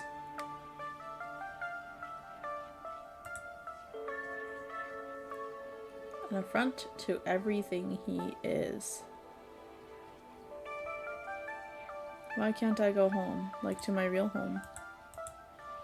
You poor dear, this is your real home. It's hard to have the sensitivity to feel these things, but on some level, it called you back here. Nobody really leaves the holler, at least not forever. Call it a quirk of the town. Oh, but Kaneko really just wants to go. Oh my god, you're right, aren't you? Oh my, you look absolutely horrified. I was just pulling your leg, dear. People leave town all the time. We just haven't been blessed with the most frequent public transportation. Thank you for patiently waiting with an old woman, Katnip. I feel spry as a spring chicken. I don't know, man. I think the first thing you said, maybe... You and Sybil trek through the remainder of the woods, find yourself in the outskirts of the estate. Oh, I'm glad she walked with me at least. I'm looking forward to continue our chat tomorrow once you've had some time to rest. Yeah, and there. Good luck handling Tabitha. I tried to soften her up over the phone, but there's only so much softening you can do with someone that prickly. Bless her heart. Get a good night's rest, Katnip. You earned it. Sybil heads back through the woods, leaving you alone to face Tabitha. Good luck to me. I'm sorry. You look just like him. You open the door to the estate as quietly as you can, only to find your cousin anxiously pacing the foyer. She's been waiting for you, so you finally come back. After last night, I thought we were done with all the running around in secrecy. I guess I was too optimistic. Do you know how stuff like this impacts me? Do you even care? I need to talk to you about some stuff. A lot of scary stuff happened tonight. Just listen, okay? We need to talk. I'm really sorry. I mean it. I need to talk to you about some stuff. Now's really not the time. Never is the time with you. You're always gone, and then when you leave, like, there's nothing for me to do, so things happen, and things are just going to happen. Even if I stayed in here, I feel like. There's a goat. Oscar's house was haunted by the ghost of Charles Shaw Jr., who was murdered by Edwardine Scarlet. It wanted years of my life in exchange for leaving, but I wasn't about to give it what it wanted. Yep, I'm gonna say all of it. Was there a gas leak in the library or something? Do you realize how ridiculous you sound right now? Should have invited her. Where are Oscar and Rosaline supposed to live top of that? That ghost is our family's fault. No, there were like 6 other people there and they all got possessed. They can corroborate everything I'm telling you. Why won't you ever believe me?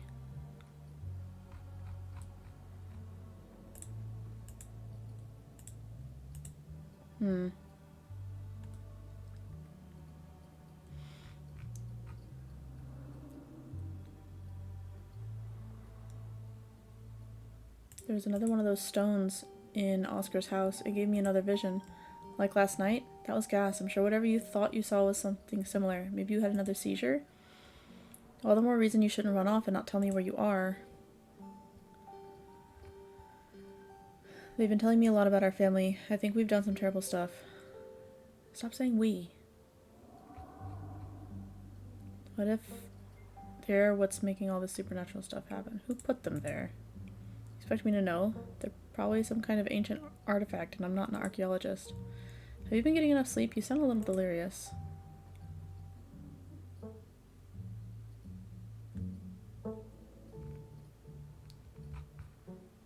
What if they're making all this supernatural stuff happen? Okay, let's say for a second that there is something supernatural happening in town and that these stones are causing it.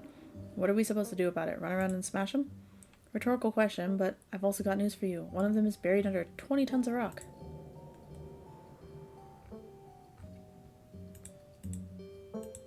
And all of it is probably in your imagination because they're hallucinations stemming from either gas or, I don't know, your own guilt and exhaustion. City folk love to self-flagellate.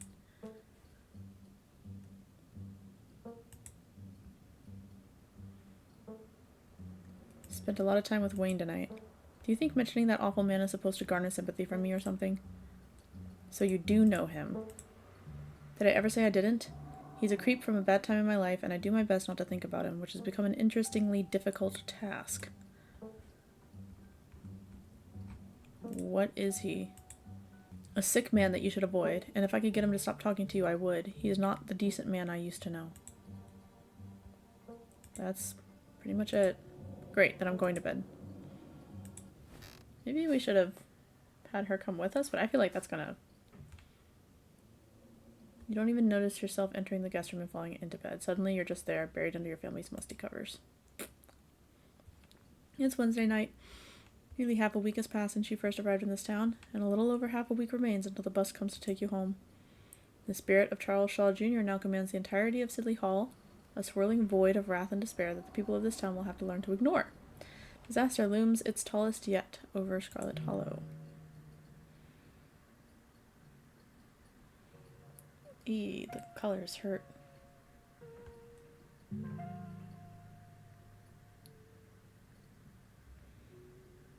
I wonder if we had Tabitha come with us.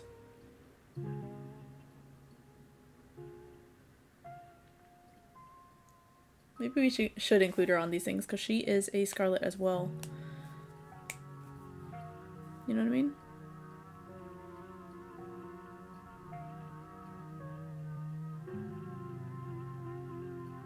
Bro, you are so dead. Like, just... Well, that's it for episode 3. I hope you enjoyed it. Maybe we should have invited Tabitha along. Maybe she would believe us, or maybe she would still be in denial because she was in denial about the whole thing at the collapse of the mine.